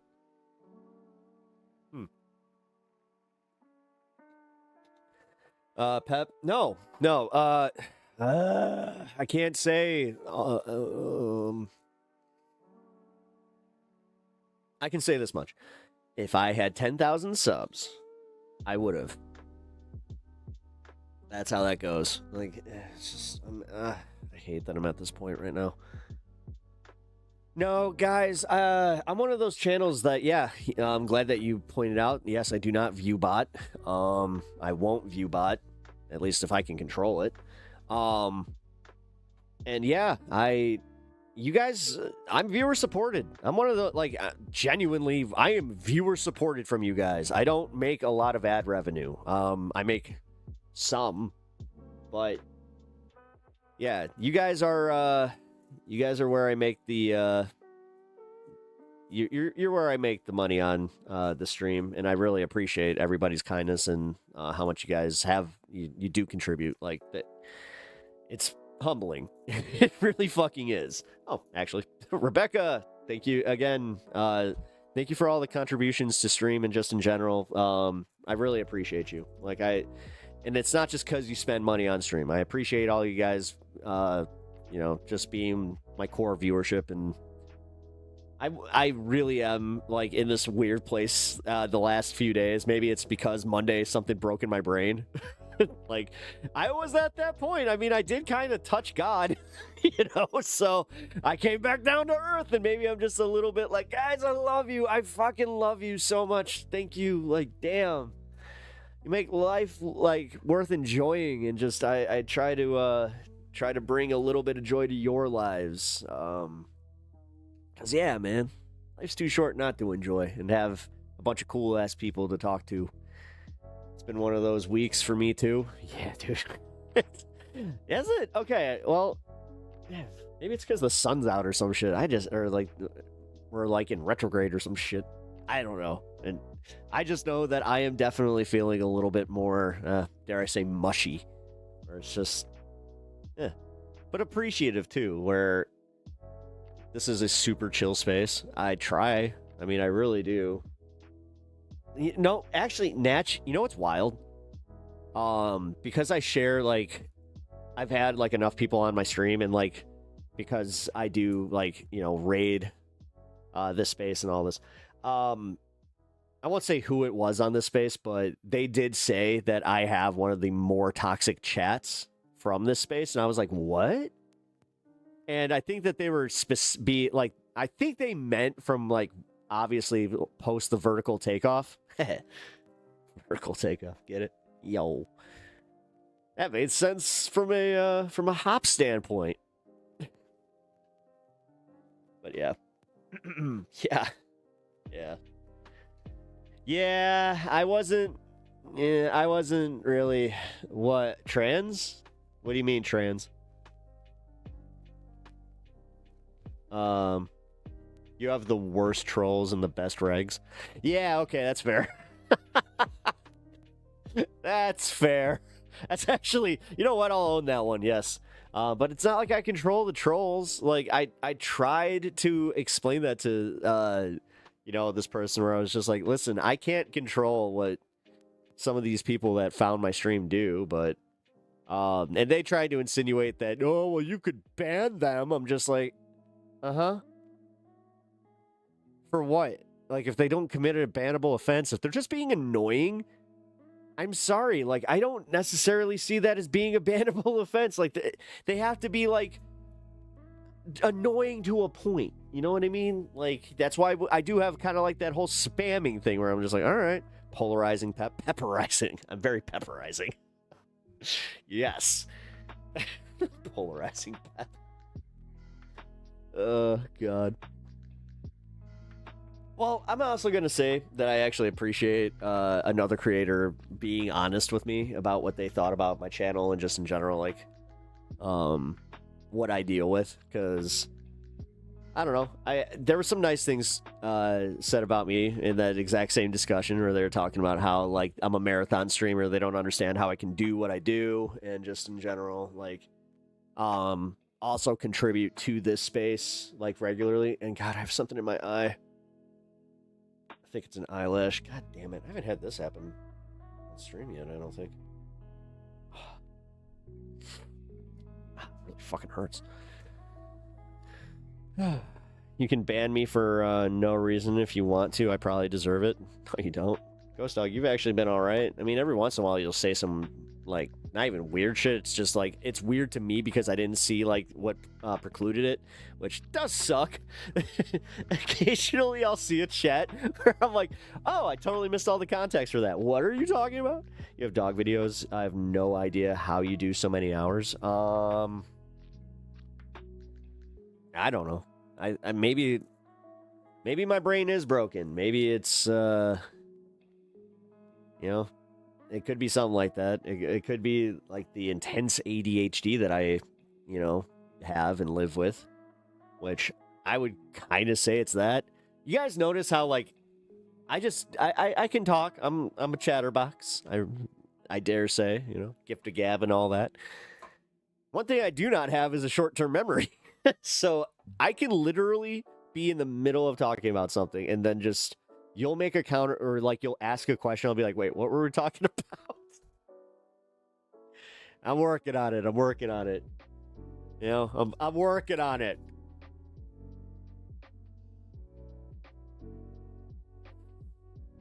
Anyway. But yeah, guys, I really do.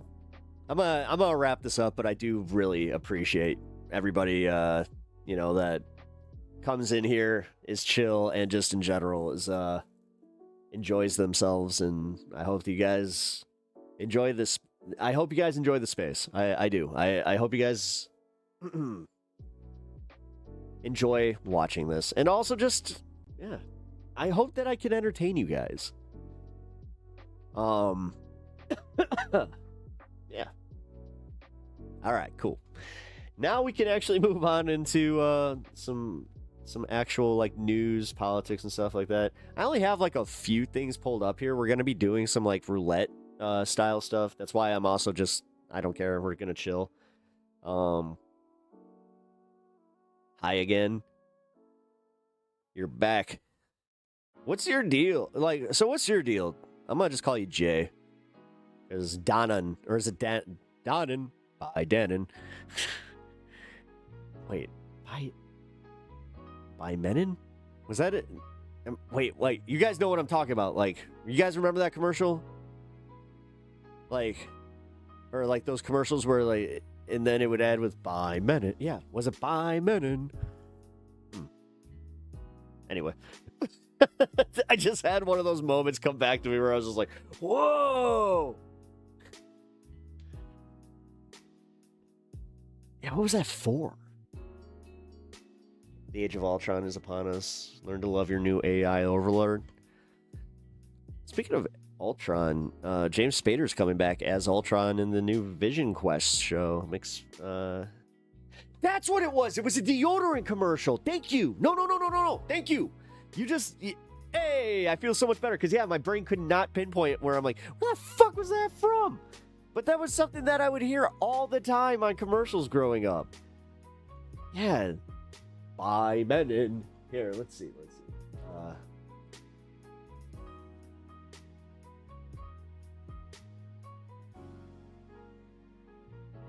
No, it wasn't.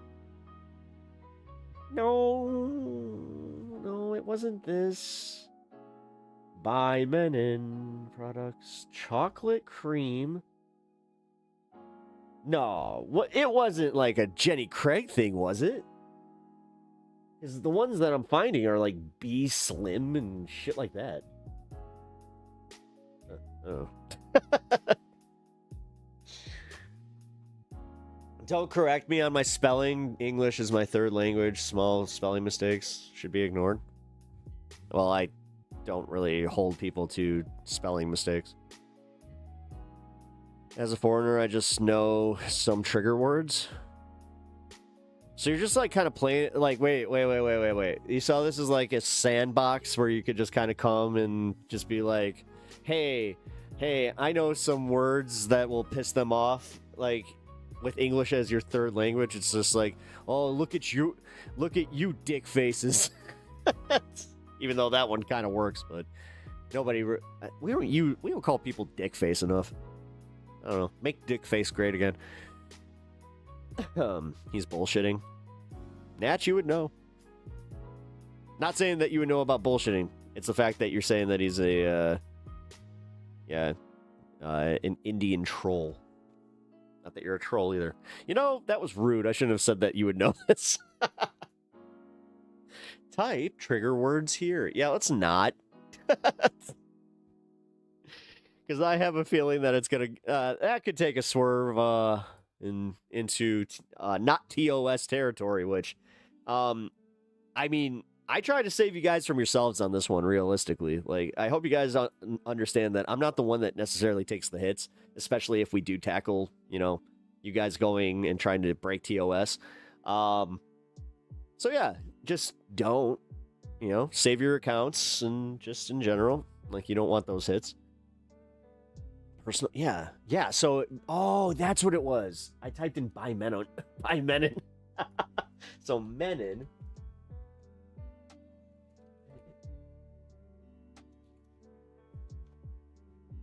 Oh, that's what it was. Oh, yeah. You got it. You actually, thank you. Wow. Yeah, speed stick. It was speed stick. Do you have speed stick in your life? Well, you need to have a speed stick.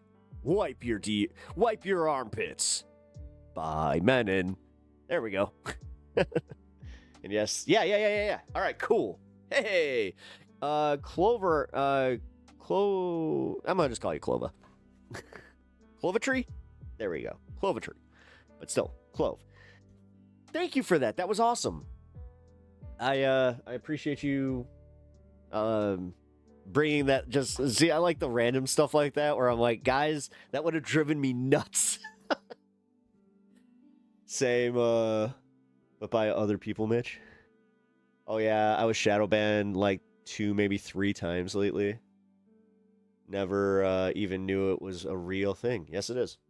Yeah. No, if you guys like use enough, if you guys break TOS like language stuff, they won't just block your account.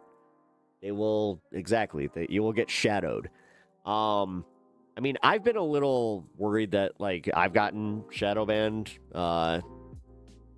based on, you know, turnout, but I don't know.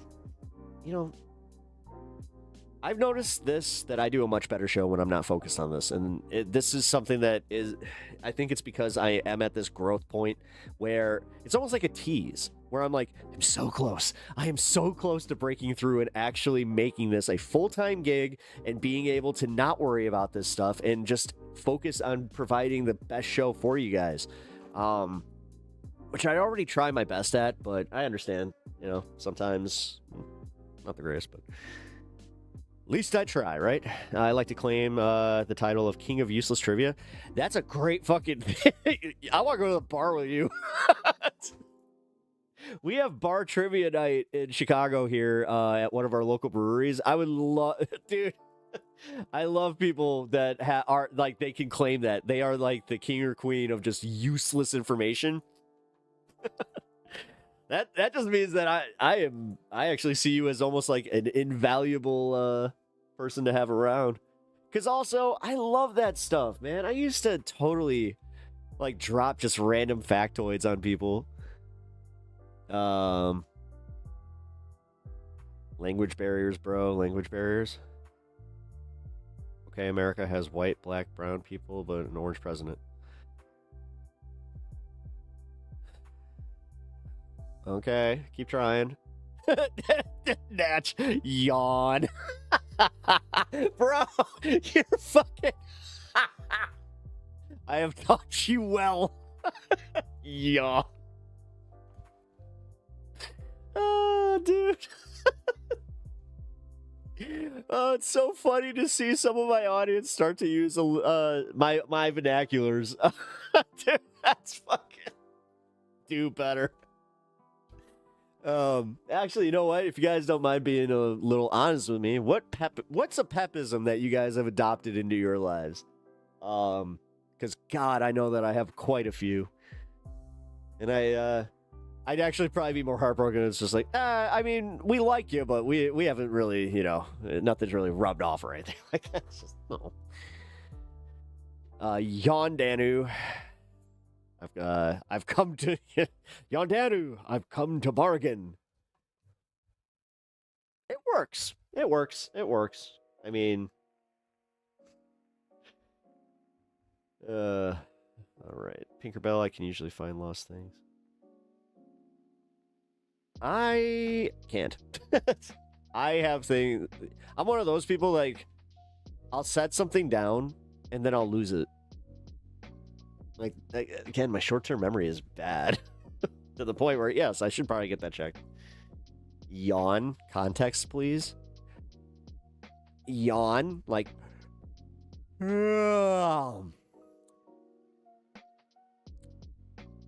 he's claiming that you're trying to be funny and that it's not working and that it's just going, yeah. And he's yawning. Okay, what the hell is going on with this? As you can see, the pepper, like I'm noticing that he's kind of like shifting color. Dude, do I need a new fucking camera already? My husband can ask where something is, and I usually know.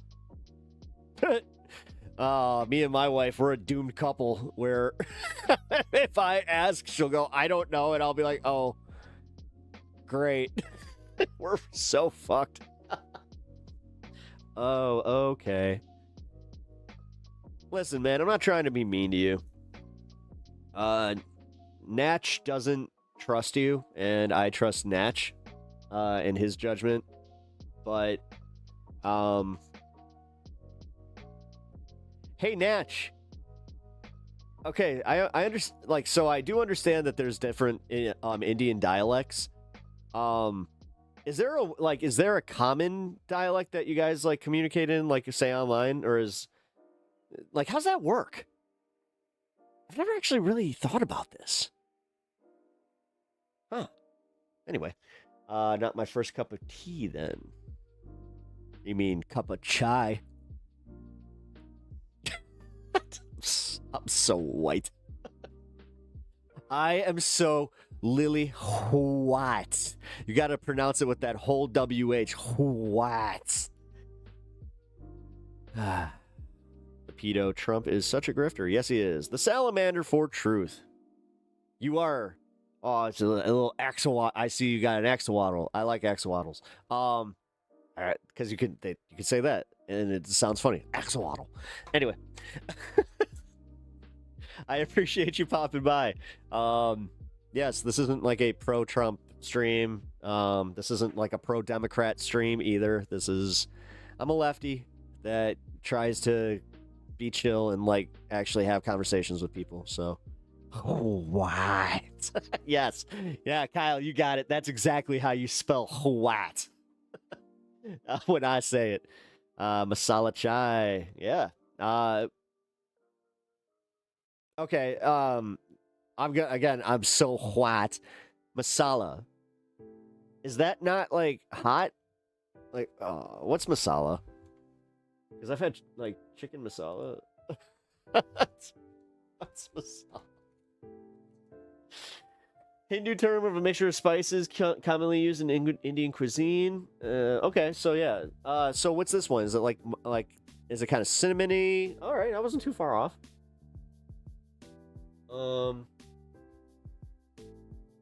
Yeah, blend of spices. Okay. Oh. I mean, I'm gonna just say it, I love Indian food. Like, it was so funny because somebody in my chat was talking about how like their entire apartment complex smelled like curry. I was just like, what's wrong with that? I see absolutely nothing wrong with that. I love walking into a place and like being able to smell like, you know, well, as long as it's good food. All right. The most egregious one is if you're like cooking or if you microwave fish, number one. What are you doing? Everyone hates you, and you apparently don't have a sense of smell. Okay, so I have one at least where I'm just like, no. So clove, cardamom, ginger. Ooh, man, you just made me really want a cup of tea. All right, I'm gonna go get a cup of tea. So what I'm gonna do? All right, we're going to start some of the news portion here. Like tikka masala. Yeah. Now you're chilling. Let's keep that. I mean, the thing is, I kind of got him from like doing the thing to now he's just like, yeah, this is the tea and butter chicken. Dude, did you see that butter chicken is like really expensive in the States right now because of like, I guess some of the tariffs and shit?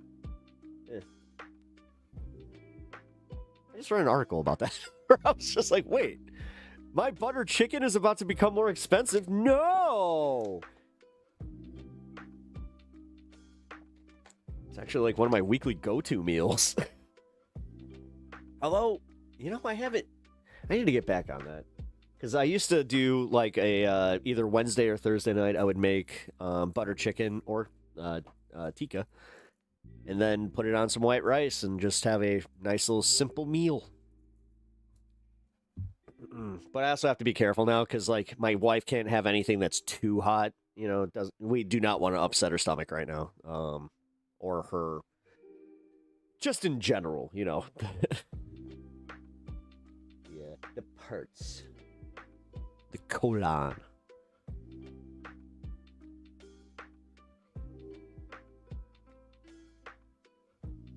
Breaking news, Trump gets up. Oh, here. Well, here, we got this first. I'm going to do this. Bring this up. Then I'm going to bring this up.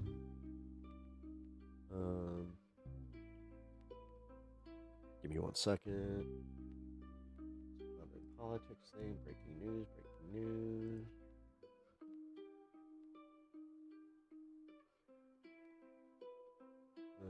Nightmare news. All right, so here I'm gonna put this on while I run upstairs real quick. I need to make a cup of tea. My 420 is also coming up here in a minute. So the Strait of Hormuz closure is going to raise prices too. Oh yeah. Like realistically. It's getting to the point where my buddy, who is he's not a lefty, your traditional lefty. His politics lean more left, but he would identify as a centrist. And he even started, like, he said that every time that he fills up now, he does have that thought in the back of his head where he's just like, God damn it, Trump. Like, what the fuck are you doing? And it's not like, and I also hate the Republicans that are coming out and they're just like, you're cheering for this. It's like, no, I'm not, because I pay for gas too, motherfuckers. I drive. I pay for energy. What are you talking about? Listen, if everything was cheaper, then maybe I would go, hey, Trump did all right on this. But they're looking for this weird thing where they want us to credit Trump with a good economy that's not there. Like, holy shit. Everything is so fucking expensive right now, man. Like, it's bad out there. I know I'm breaking news here. Hey, breaking news. Centrist rule. Sure. I mean, not really, because most centrists can't admit where they actually fall politically, which is bullshit. Like, I just say it like it is, man. Some people will call me a centrist because I refuse to say that, I'm not a communist and I don't believe in, full-blown, like, seize the means of production, blah, blah, blah, blah, blah. And then I just admit that it's like, no, I fall in line with, like, where the DSA is right now. Like, I like where DSA is at. I don't like the people that are necessarily running the Chicago DSA because it seems like they want to focus on things that don't matter. Like, I'm getting a little tired of that. I would like to be part of a political group that seems to have a sense of urgency about, like, the state in which we're living in. Because realistically, dude, like these people are still focusing on shit like microaggressions and just kind of making sure that everybody feels like they can be, we want to make the most inclusive space. And it's just like, okay, at what cost though? Like you're not focusing on bringing any candidates up. Like you're not doing anything of substance. And then I walk out feeling like I'm somehow worse off. Excuse me. It's not great. It's getting better, but better soon as war with Iran is over in a couple of weeks. By whose metrics? Because every time, dude, here's where I can't stand people keep on with the Trump-hopium. The motherfucker said it was going to be 2 to 3 weeks. You guys moved that goalpost to 6 weeks. We got past the 6 weeks. We're in 8 weeks now. And now you guys are kind of like, yeah, well, it's not going to be a forever war. Shut the fuck up. You guys don't, like, it would make more sense if you did, like, have a line, but you keep moving your own goalposts, man. Like, hold the motherfucker accountable. Start just saying that he sucks and that he betrayed you. But, dude, he did. Danny, he totally did. Maybe it'll be 2 to 3 weeks. And then even his fucking sycophants, Pete Kegsbreath and all these guys, they were saying it was going to be 2 to 3 weeks, maybe 6 tops. Again, we're in the 8th week.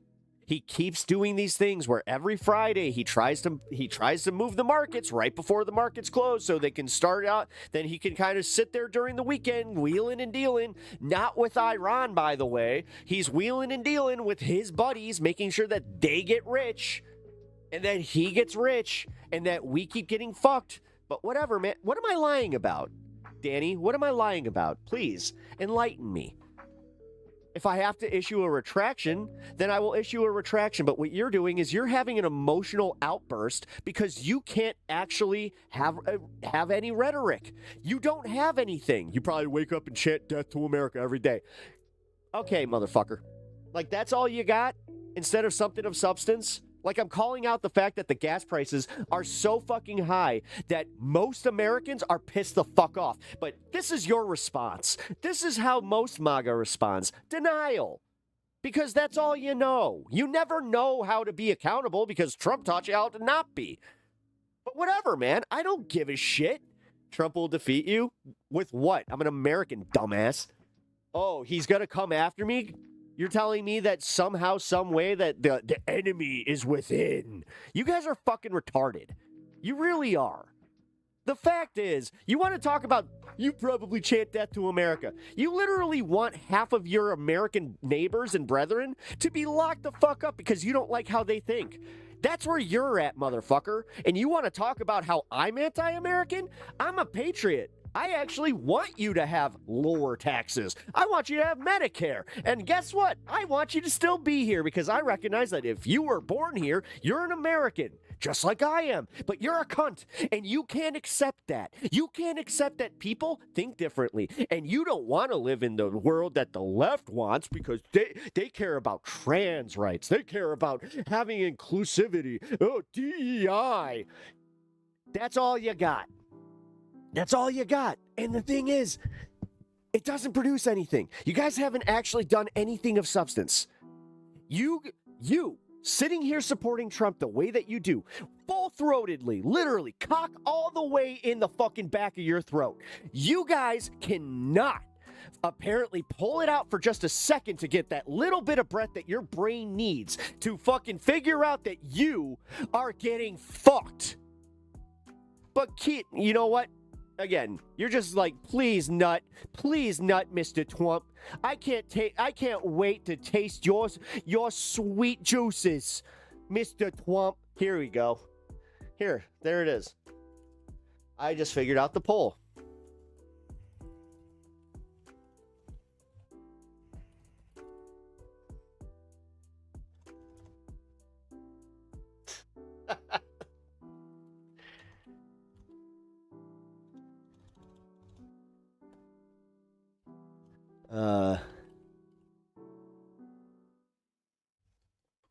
Wheeze nut diabolical.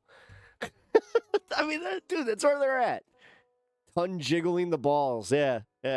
I love them. I love them. I taught them how to do this thing where they just sit there and they line up to do it. They totally line up to do it. It's incredible. Incredible. They say, sir, can I please gargle your balls, gargle it, so I can take your cum and I can start doing I can blow bubbles. They're blowing Trump bubbles. Ah, shit.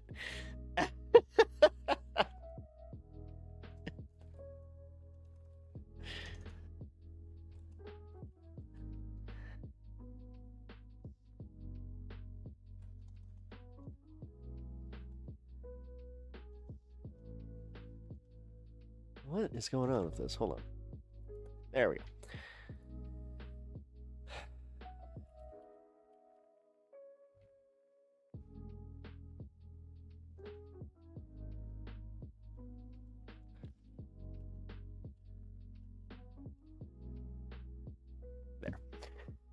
It's a little hard to believe he actually has a base anymore. That's why, like, when I see some of these people coming in here just with, like, the pre-programmed beep boop motherfucker shit,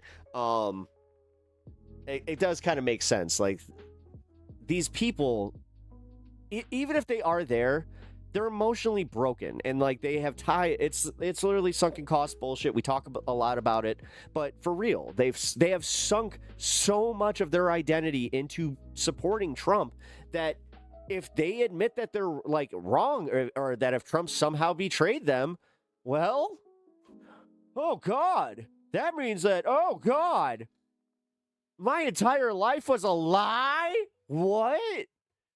Like, Jesus Christ. How am I emotionally broken? Dude, I spent the first hour having a therapy session, essentially, with my chat, just admitting, you know, how I'm not perfect where I am mentally. But, okay, how am I emotionally broken here? It seems, Danny, you're the emotional one.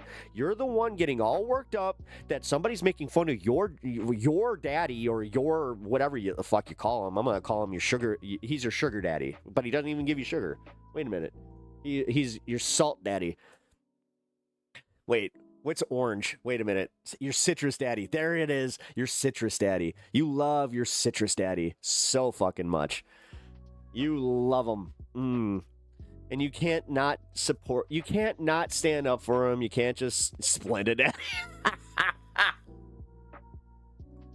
Splendid daddy. Pep.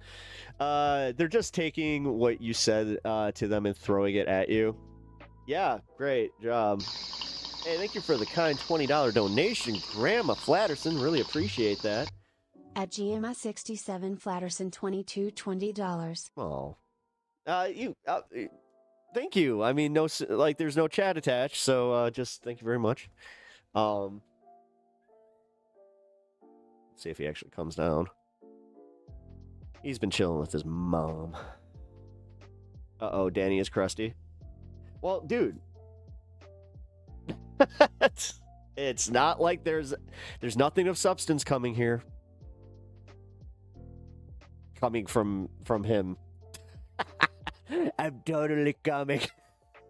Okay, we have totally gotten off of now we're just it's like a hose. It's everywhere. God, big scary ghost. Dude, it's one of the funniest South Parks. What? I saw a ghost. There's a big scary ghost. It's ectoplasm. Anyway, let's get off the. I am a juvenile ass. I can't help it. So yes, let's get away from this, because holy shit, substance going into Danny. Oh wow, someone actually answered. No, they oh my god, wow. That's just, it's so crazy to me. Like, no matter what my poll is, there is somebody that's just like, yep, I huff Trump's farts. It's just, why? Like, goddamn. Is that a badge of honor for them to just be like, yep, hey, look, Trump, I said that I huff your farts. Love me. Wow, you guys are all caught up in my few comments. We allegedly cover politics here. Allegedly. Yes, yes. Wait, Danny's new Bob? Oh. Wait, are you from Terre Haute? By any chance? If you're from Terre Haute, Indiana, I need to ask you something. What are the gas prices? What are the gas prices today in Terre Haute? God, if Bob had a fucking, like, creative bone in his body, he would have just been like, I'll do the gas report for you. And he would send me a video where it's just, this is Terre Haute Bob coming at you for Pep Talks Live. Today, our gas price is at $3.24, down 20 cents from $3.64. Damn that Biden. Danny, our gas price is as high as Joe Biden. Danny Bubba Hayes. Man, why is Danny so angry? What's going on, Danny? What's going on in your life that's got you to be so mad? And just in general, like, what? Why? Like, why you gotta, like, you gotta understand that, like, if you just chill out, we could have had a conversation, but now you're just, like, you're so angry. Citrus Daddy 2028. Hey, there you go. Hey, look, there's the first one. It's the first one. What comment was I mad? I mean, you seem pretty upset. But I don't know. If you're not, glad that you're chilling. His red hat from China is all itchy. All right. Well, here, I got this breaking news thing. Danny will be interested to hear this breaking news. Thanks to exclusive reporting from the Washington Post, which just dropped, oh my God, he's got meta glasses. Gross. About Donald Trump's disastrous. Why, dude? Iran. Why? You don't do like IRL content. Ew. And it has massive. Yeah, you know what? I'm not going to have those. Just for the war effort, but the American economy, gas Jesus and oil Christ. prices. And I actually do like man on the street content, IRL content, if you will. And the November midterms. The long story short is that the reporting describes a classified briefing between Trump's Pentagon and members of Congress. And during that briefing, Trump's own military advisors told Congress it could take up to 6 months, to fully clear the Strait of Hormuz of the mines that the Iranian government seeded in the strait. And that's been the primary threat, which has strangled commercial shipping through the Strait of Hormuz and thus triggered global inflation, surging oil prices, and surging gas prices at the pump. It could take up to 6 months to resolve that issue. What's up, Avatala, the winged wolf? They told what up in a few days? Congress that operation wouldn't even start until after the war between the U.S. and Iran comes to an end. In other words, the economic catastrophe that Trump has inflicted on us, I just don't get it. Won't just likely be here through the midterms, but well beyond. This is economic disaster for America and a political nightmare for Trump and the Republicans. Like, I have a feeling that he would also, like, he's one of those types that would clutch his pearls about finding out, like, how they're collecting data on you while wearing meta glasses. And we have to talk about it. But before we do, if you end up liking this video and you want to support the channel, please be sure to hit the like, subscribe, and alert bells before you go. All right, folks, first I want to refer to a Twitter thread by one of the authors, are 4 minutes away from the 420 local here, so everybody get prepared. I got to go get my stuff. It could take up to 6 months to fully clear the Strait of Hormuz of mines deployed by the Iranian military, and any such operation is unlikely to be carried out until the U.S. war with Iran ends, the Pentagon has informed Congress. An assessment that means the conflict's economic impact could extend late into this year or beyond. He has a link to it. We'll take a look at the reporting in just a second. A senior Pentagon official shared the estimate, which has not been previously reported, during a classified briefing Tuesday for members of the House Armed Services Committee, officials said. The timeline was met with frustration by Democrats and Republicans alike. Of course, Democrats because they care about the American people, Republicans because they know this likely further screws them in the upcoming midterms. But let's take a look at the actual reporting. It's definitely worth diving into. The byline says, the Pentagon assessment shared in a classified briefing for lawmakers suggests gas and oil prices could remain elevated through the midterm elections. It could take up to 6 months to fully clear the Strait of Hormuz of mines deployed by the Iranian military, and any such operation is unlikely to be carried out until the U.S. war with Iran ends. A senior Defense Department official shared the estimate, which has not been previously reported, during a classified briefing Tuesday for members of the House Armed Services Committee, said 3 officials familiar with the discussion. The timeline, met with frustration by Democrats and Republicans alike, two of these people said, is perhaps the clearest sign that gas and oil prices could remain elevated long after any peace deal is reached. Beyond any economic ramifications, such an outcome is also to have significant implications politically in the United States, particularly for Republicans as November's midterm elections draw near. Donald Trump's decision to start the war has proven unpopular with most Americans. Oh, did Danny take off? And it's fractured his political base, which voted him into office based in part on his repeated promises to avoid foreign military entanglements and focus more on domestic issues. Three officials speaking on the condition of anonymity because of the discussion's sensitivity said lawmakers were told that Iran may have placed 20 or more mines in and around the Strait of Hormuz, a vital waterway for the movement of Middle Eastern oil through the Persian Gulf. Where are you driving to, Mitch? You gotta go. Using Try GPS and pick up the angry wife from work. It difficult for U.S. forces to detect the mines as they are deployed. Make her less the senior angry. defense official told lawmakers. We got dog cam. Others are believed to have been laid by Iranian forces using small boats. I heard that. The Pentagon did not respond to Wednesday to questions about the military's assessment for how long it could Trump will clap your cheeks. take to clear the mines.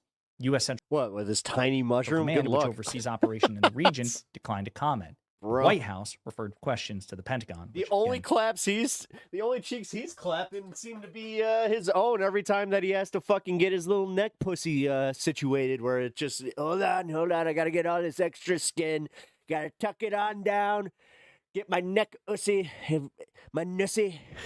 Did not respond. The stifling of shipping traffic in the Strait of Hormuz has emerged as an enduring flashpoint in the war, with Iran declaring it closed and even attacking some ships as a way of inflicting pain on the global economy and the Trump administration, as Washington and Tehran each pressed their demands to end the war.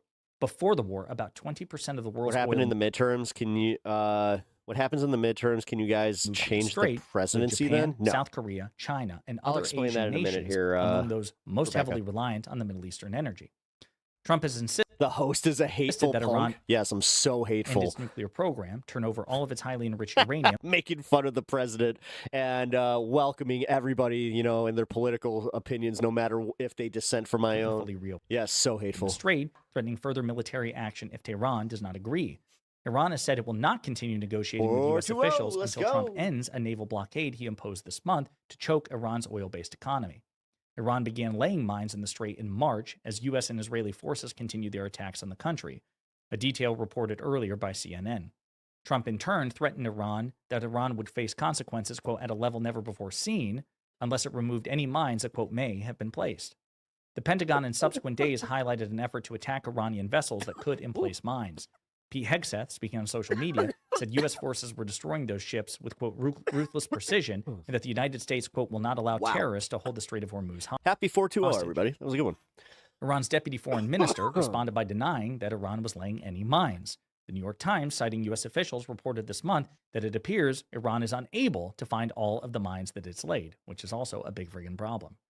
The Pentagon's latest assessment was shared with lawmakers after Trump said on social media that, quote, Iran, with the help of the USA, has removed or is removing all sea mines from the Strait of Hormuz. That assertion, made Friday amid a flurry of messages posted by Trump on his Truth Social platform, coincided with his apparent efforts to calm markets and project confidence that a deal to end the war was near. Trump, by the way, nice fit today. Oh, thanks. Said on Tuesday that he was extending a 2-week ceasefire indefinitely. Iran's leadership, he said, is, quote, seriously fractured and needs to, quote, come up with a unified proposal. His comments to say that the hoodies are in the laundry came amid indications that Iranian officials were reluctant to. I'm not sure if you guys do this, but I hang dry like my hoodies and my t-shirts that I don't ever want to shrink. So it takes 2 fucking whole days for my my hoodies to dry. For another round of negotiations. It's unclear what plan the U.S. military could implement to go about a mine-clearing operation. Officials have raised the possibility of using helicopters, drones, and explosive ordnance disposal divers. Some commercial vessels moved through the Strait of Hormuz this month during the By the way, guys, we had a $20 donation, just so you guys know. The Pep Hat's back. So if you guys don't know, and you are new here, oof, bad hair day. Oh, that's right, glasses. I will also continue the video, but this is what happens. Shipping traffic again stalled this past weekend after Iranian forces opened fire on tanker ships and declared the waterway closed again. It doesn't matter what we're covering. We could be covering war coverage. The only thing that I will not wear this for is when somebody passes And that's a different story. But yeah, $100, then I got to wear the hat. Richard Nephew, an expert on Iranian diplomacy and senior researcher at Columbia University, said the 6-month time frame to clear the Strait of Hormuz is likely to jolt oil and gas markets given the concern insurers, ship owners, and captains will have about moving. I just realized why I actually kind of don't mind this stupid cuck. He puts on a show. Look at him. He put on a weird pepper hat. Not everybody would do that. Not everybody would have a puppet of essentially Tim Pool as a pepper. I'm Tim Pepper. If you guys don't know me, hi. I should probably reintroduce myself. This guy got me at the wrong. I got shipped to the wrong house. I'm supposed to be at Tim Pool's podcast, but now I'm on this Pepcast or whatever the hell this is. This Pep Talks fella. Anyway, thank you for being here, I guess, and I hope you enjoy my show. Hee kickflip. Through a mine ceiling. Quote, you're not going to have many people wanting to run that risk. The presence of mines might not cause, quote, total interruption, Nephew said, but the consequences of a 2-track strait being partially unusable could be significant. Folks, this is absolutely atrocious for Donald Trump, for the Republican Party. And again, the economic...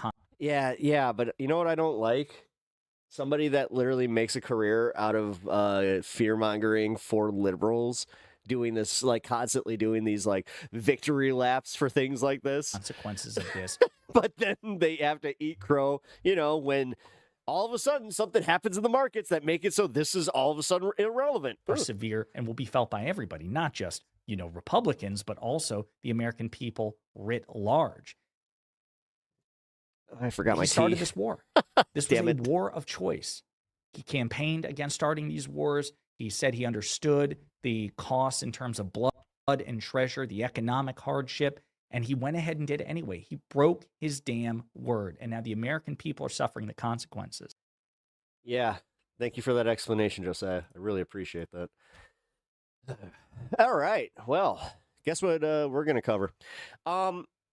I know that like a lot of MAGA stooges don't want to even like hear this kind of news because they think that it's somehow fake news designed to hurt Trump. But this is something that everybody should at least like have in the back of their minds because this is bad. Like this is really bad. I know, like my very educated take on this. Josh, hey man, how's it going? Shout out Daisy, and I just want to say, yeah, man, like. I kind of thought about you the other day, or yesterday, I should say. Hey. Gave my dog a nice big hug and just, yeah. If that's okay, I just want to say that Josh had suffered a pretty bad loss as far as his pup. So condolences to Josh.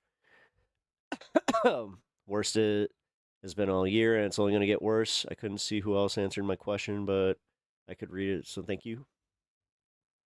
It's going, but she's better off now. Thanks, Pop. Hey, man. Like I said, it was one of those moments that I sat with Stan, and I just gave him a nice old hug and just kind of hung with him, because he's going through his own thing, and I'm just... God, so much going on. Anyway, yeah, so extreme heat threat threatens global food systems. So we already have a global supply problem because of this fucking war.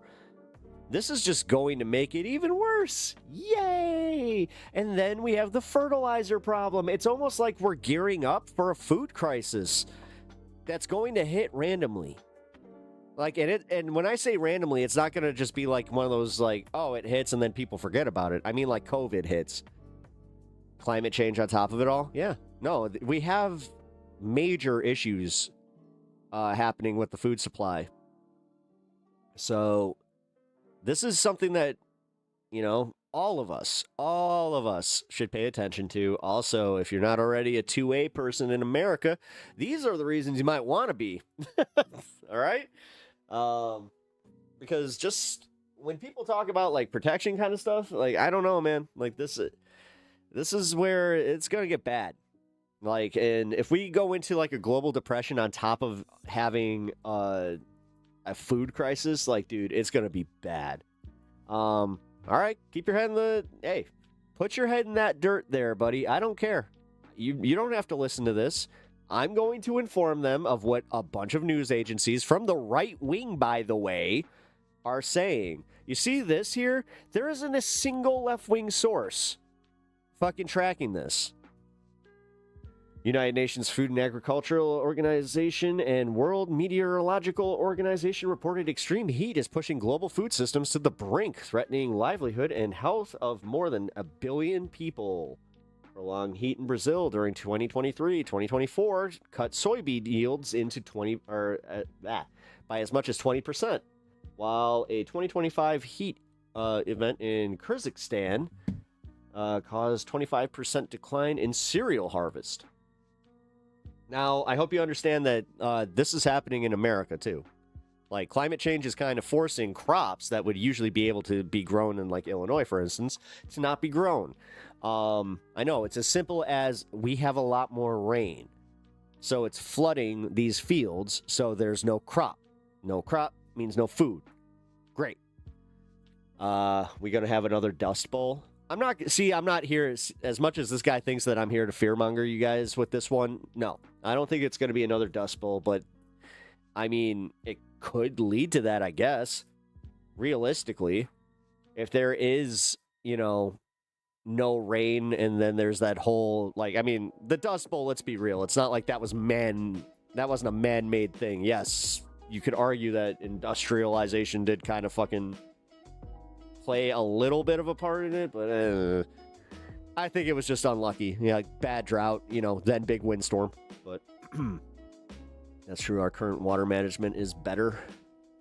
It is true. Yeah. But at the same time, even with our current management, you got towns in Arizona and like in the desert that just, they ain't doing too hot. Well, I mean, they are doing too hot. Hence why no water. Get it? Science joke.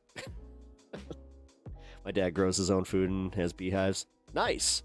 Yeah, I mean, some people are going to be fine, but I don't know, man. I think even at that point, because like, at some point you need, irrigation and just if there's a water crisis that's followed. And this is where I'm not trying to do fear-mongery stuff. I'm not even trying to do prepper shit. I'm just saying this is as far as like what could actually really affect you, like on a wide scale. This is one of them, and this is the stuff where it's not, like I was saying, not as sexy as like the apocalypse, where it's just like, guys, we're just experiencing a water shortage because there wasn't a lot of rain, and there was a lot of rain because we over-industrialized, which, to my other point about the Dust Bowl. All right, listen, I indulge, okay? This is just fucking... Anyway. The FAO and WMO called for better risk governance and early warning weather systems to help farmers and fishers to take preventative action, stating piecemeal responses are inadequate. Well, yeah, because, like, to be fair, like, even the scientists were saying this wasn't going to happen for, like, a couple hundred years? I mean, I remember when the models were even just like, it could be 1,000 years. We don't know. And then here we are. We're just like, it's happening now. That's not good. Buy gold and silver morons? What? Buy. Like, oh, you buy. You need to buy gold and silver. Uh-huh. Yep, sure. Huh. Instead of holding our government accountable to, not let this happen, sure, let's just buy these commodities and just keep fucking betting on the same system that's fucking us over right now. Whatever, man. Oh, shit. What the fuck? Hold on. Yeah, who's going to be buying that gold? Yep. Hey, numbnuts. There we go. I can see somebody got a pepism. I was dead serious when I asked that, by the way. Like, what's your favorite?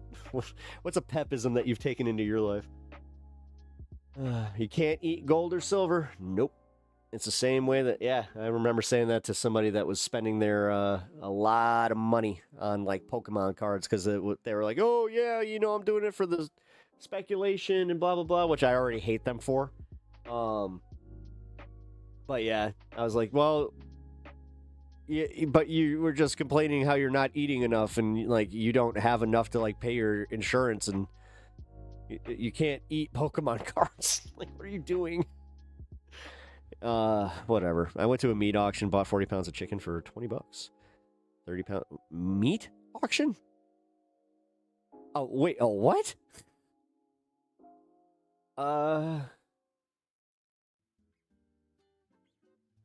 That's a thing? I mean, I guess in farm communities, I guess that makes sense.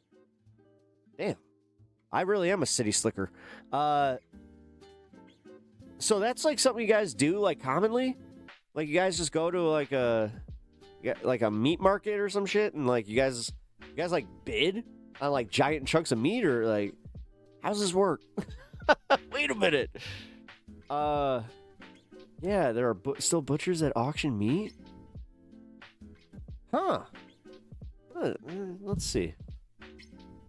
Pokemon cards make great compost? Hey.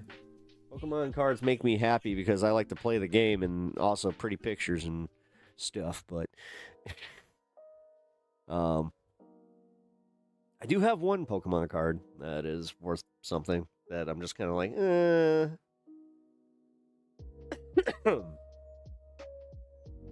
I will sell that let's just put it this way, if I get any notices, then I'll have to, which, god damn it, dude. I always hate thinking like that about my collectibles, but want to talk about an investment. God. My dad was just like, yeah, you probably got some really rare comics. Yeah. You know, it's funny. He made fun of me for buying those same comics. Yeah, meat auction, though. I can't get over this. Wait a minute. Here, I'm looking up where... if I swear to God, if I get some weird fucking response. Meat auction. Hear me.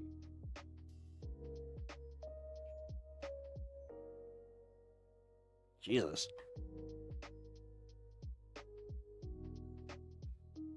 Well, that explains why I don't know what any of this is. 60 miles? What? Jesus fucking Christ.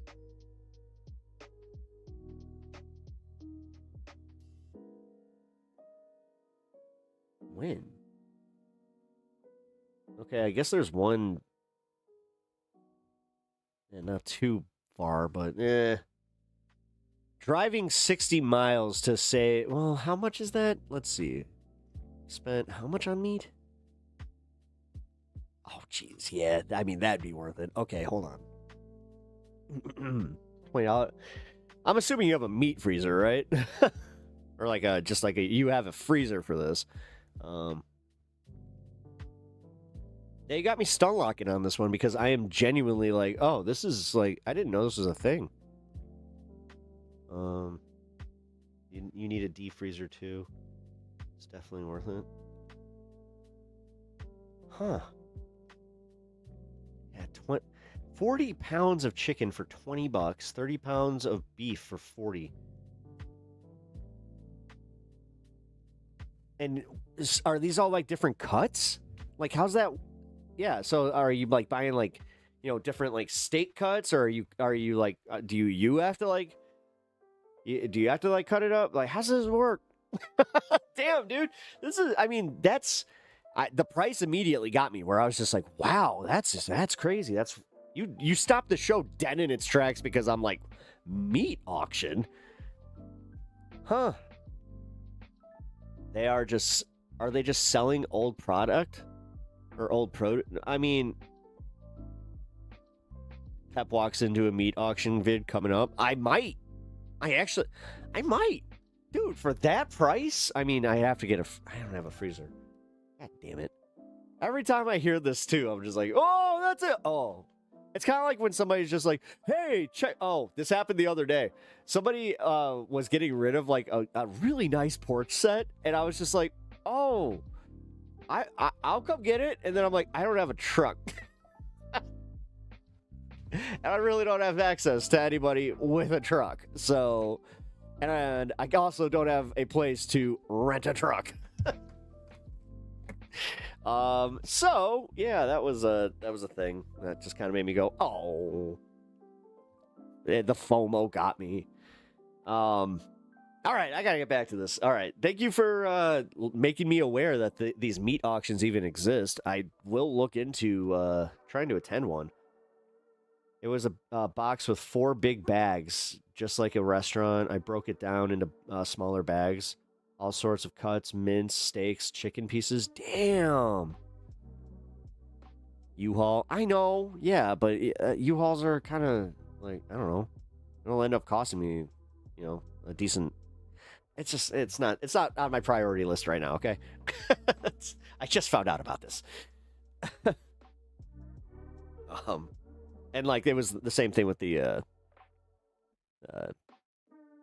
couch or the outdoor patio set or whatever. It wouldn't have been worth it because at that point, let's see. Yeah, with the mileage and everything too that I'd have to put on it. Nah, no, it would. Yeah. Pep, YouTube has started recommending me right-wing podcasters. I have on my feed now recommendations for Dave Smith. We do watch a lot of Dave Smith. He's not necessarily right-winger. He's a libertarian. Next episode of Pep Walks, we walk a cow home. Actually, the next episode of Pep Walks, I might have to do a pre-record, but yeah, I covered it at the beginning of the show. The river walk that I went on during the protests, it's all flooded, and I really want to go see that. Searching for new content has skewed your algo. Dave's not here, man. I consider libertarians right-wing. Not like far right-wing. No, I know, but like if he pops up on my algorithm, I'm not going to be bothered by that. I mean, me, how do you think I feel? Like, okay, because I do this, I have a lot of recommendations that I'm not really interested in. Trust me. My front page, like, it skews pretty right. Unfortunately, because of all the fucking like Piers Morgan content and all just like the bullshit that I have to look up. And dare, like, dude, just looking up Fox News like one time completely screwed up my algorithm. But whatever. I chose this life. I will live it. Okay. All right. So, do you know what At the President Trump has a different. Do you know what it? President Trump has a different way of calculating. If there's 2 ways of calculating percentage. If you have a $600 truck and you reduce it to 10, that's a 600% reduction. You know, I only. Do you know what it? At the President Trump has a different. No, you imbecile. That's a 98.33% drop. No math besides make-believe math makes it 600%. That's where we're at.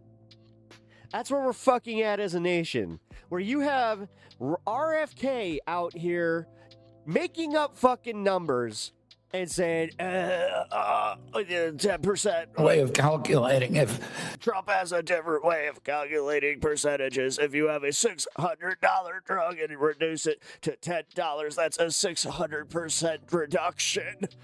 No. there's 2 ways of Oh my God. calculating percentage. If you have a $600 truck and you reduce it to 10, that's a 600% reduction. That you know, I only. I wish I had the back half of that. Where is it?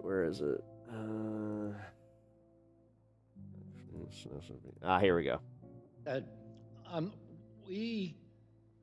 We have to look. And now I recognize. Trump, RFK Jr. admits to $13 billion in healthcare fraud payments. Oh my God. Representative Ocasio-Cortez for her 5 minutes. Thank you, Madam Chairwoman. How you doing, Mr. Secretary? Good. Thank you for asking. No, of course, of course. I'm not sure if you remember our last chat about a year ago where we talked about Medicare Advantage. But, you know, I think one Last time gas prices got this high, I remember seeing Tahoes, Hummers, Explorers, and lots of boats on the side of the road for sale. Ironically, I have seen a lot of people trading in their giant trucks for like smaller Hondas and like electric cars or hybrids. area of We're back to that point. agreement that we have, I hope, So glad that they did that just in time for our fucking premium, our electric premiums to is skyrocket. that these insurance companies are fleecing the public, right? Can we agree on that? Absolutely. And they are, I mean, it's highway robbery on the American people, on people who are sick, on seniors. We're on Yeah, but here we are going to focus on with Nick Shirley's bullshit. How come Nick Shirley isn't sitting here shedding a light on the $13 billion that was taken in fraud from insurance companies the here? page about It's almost like he's not a real journalist. that, right? Yes. And last year, I brought up Medicare, the Medicare Advantage program to you because these corporations like United Healthcare, Aetna, are known to be defrauding the public. And really, we know that with Medicare Advantage, it's to the tune of about $80 billion. Dude, we're not doing and this the Department today. of Justice has, in fact, opened an actual... You mentioned United last time. So you remember this, right? Yes. Okay, I'm glad that we're able to kind of jog the memory on there. We chatted about this, and we actually chatted about it afterwards, too. And so... Shoot, I didn't realize you were we late know for this. work. We're all on the You same gotta page go. here. United, I'll catch you CVS, later. Aetna, they're defrauding the American public to the tune of $80 billion a enough. year. Dude. We know that they're doing this to the public. You know it. I know it. We've even had some bipartisan chat about this. And so I was surprised to see about 2 weeks ago, you had decided to give them another $13 billion. And it was used Give through you a the little bit of mechanism catnip, and then all of a sudden you just MA turn into reimbursement rates. yeah. But I want Godzilla. to know, why did you do that? And first of all, I agree with you on everything that you said. Why is this we- audio so bad? You know, we have to look at the reimbursements that the industry get, which they said they're not. Sorry, guys. I just realized how, like, I have this all the way up on all of my stuff. So, yeah. Atlantic Black Star. Don't know what you're doing here, but you totally fucked up your audio, or the audio of this video, whenever you compressed it. Good job. Where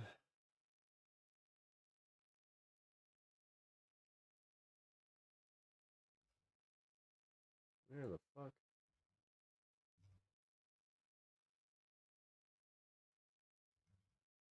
Hold on, guys. RFK. There we go.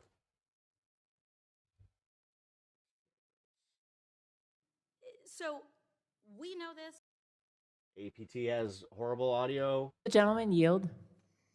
Finally. Okay, so I have to go to fucking Forbes for this. Yikes. Here we go. I yield it back to the chair. Okay, thank you for yielding. Fixing the public, right? Can we agree on that? There we go. We'll start from here. Absolutely. And they are, I mean, it's highway robbery on the American people, on people who are sick, on seniors. We're on the same page about that, right? Yes. And last year, I brought up Medicare, the Medicare Advantage program to you because these corporations like United Healthcare, Aetna, are known to be defrauding the public. And really, we know that with Medicare Advantage, it's to the tune of about $80 billion. And the Department of Justice has, in fact, opened an actual... You mentioned United last time. So you remember this, right? Yes. Okay, I'm glad that we're able to kind of jog the memory on there. We chatted about this, and we actually chatted about it afterwards, too. That's it. And Go upstairs. I've had enough of it. so Go. we know this. We're all on the same page here. United, CVS, Aetna, they're defrauding the American public to the tune You are of $80 being billion so a bad year. right now. Why? We know that they're doing this to the public. You know it. I know it. We've even had some bipartisan chat about this. How does And someone so I was cute surprised to see about create so 2 much terror? weeks ago, You had decided to give them another $13 billion. Why are you going? And it was used through the mechanism of the MA reimbursement rates. But I want to know, why did you do that? Shame. And first of all, I agree with you on everything that you said. Are you really going right back to it? The reimbursements that the industry get, which Dude. they said there'd been a 5% increase in cost. What off? That if we didn't give them the full 5%, they were going to lose. That it would impair patient choice, particularly in some regions of the country. The industry would leave. We gave them a 2% raise. Right. And I hear what you're saying, Mr. Secretary, that the industry is saying that they're increasing these costs, but the industry is defrauding the public. Mm-hmm. So we know they're lying. Go fucking AOC. We know they're lying. I'd be hard pressed to see some Republicans kind of disagreeing with this through back and even forth their as far as like, dude, this is about like insurance companies defrauding us. Now you're gonna make this partisan because it's her. That shows us exactly where we're at with this. They are upcoding. They are telling all of the fucking modern us, politics the public, right now. the government, Medicare, our systems, that people are sicker than they are so that they can get more money. They're lowering their reimbursement rates. They're increasing denial. So we know that these folks are lying. Yep. We know that they're bad actors. And Got Luigi back if there. I'm hearing you It's kinda like- correctly, we are giving them more money because they're saying that they need it? Can I scared answer she'll the run? question? First of all, I appreciate everything you've done and you speaking out about upcoding. We are ending upcoding. We're using AI now to detect it, to prosecute it, and to end it. Yeah, they're lying, but my job as HHS secretary, I have to balance the impact on patients if there are no options in those areas. So we'll do a lot to verify we don't trust. We do a lot to verify. And I hear what you're saying. I mean, even when you talked about that 2%, it's something that I found interesting too, because that 2.48% wasn't initially what you were going to go for. You had announced in January that, in fact, CMS had proposed an increase of 0.09%, which would have essentially kept this crackling joke of human payments garbage flat at minimum to these corporations like United and Aetna that are robbing us. And so there was an interesting amendment that you had made. We've got the experts saying, okay, even when you start looking at that inflation rate or dogs up, cats down, that cost rate, even that at most is 0.09%. But then it seemed as though there was some industry backlash. He's like, all right, and now I'm gonna go we're see at what he's doing. 2.48%. We're giving them $13 billion when they are stealing $80 billion a year as it is. I say we let them eat it. Yeah. Why not? Well, you can see from what we originally published what Talking to the fucking microphone, asshole. our intention was to give them essentially nothing. Okay.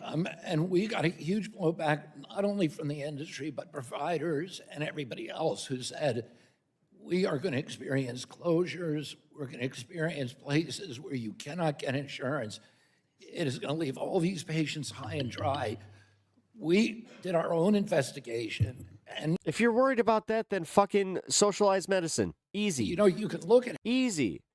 Don't use us as a scapegoat when you're like, oh, we're worried about, I'm worried that the patients will be left high and dry if we start attacking the insurance companies. Healthcare Representative Dude, time's up. And you can, Anyway, I really appreciate you giving me a chance to answer questions. I can't thank you enough for that. What the fuck?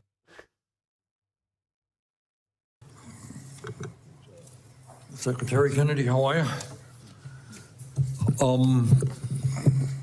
You know, in public life, we all make misstatements, all right? A couple of hours ago, I think you said to Senator Wyden that we now pay the lowest prices in the world for prescription drugs. That is an absurd statement. Nobody in the world believes that. Do you want to correct that statement? It's for the drugs that are on Trump RX. I'm not talking about drugs. You said we pay the lowest prices in the world for prescription drugs. Those drugs we do. I'm sorry? For those drugs we do, Senator. Well, for certain drugs. But in general, would you agree with the RAND Corporation and every other independent survey that we continue to pay the highest prices in the world? You agree with that? Many drugs are not covered by the agreements yet. On average, do we pay the highest prices in the world? As we always have, except for the most common I'm not drugs. saying this is a new development, but you said a moment ago that we pay the lowest prices in the world. The most common drugs we do, or GLPs, or IVF drugs, or COPD drugs, or asthma drugs, for insulin. Well, let me give you an example. For the cancer drug Opdivo, it costs $260,000 in the United States, costs $56,000 in Japan. We pay on the lowest prices, et cetera, et cetera. Senator Welch made the same point.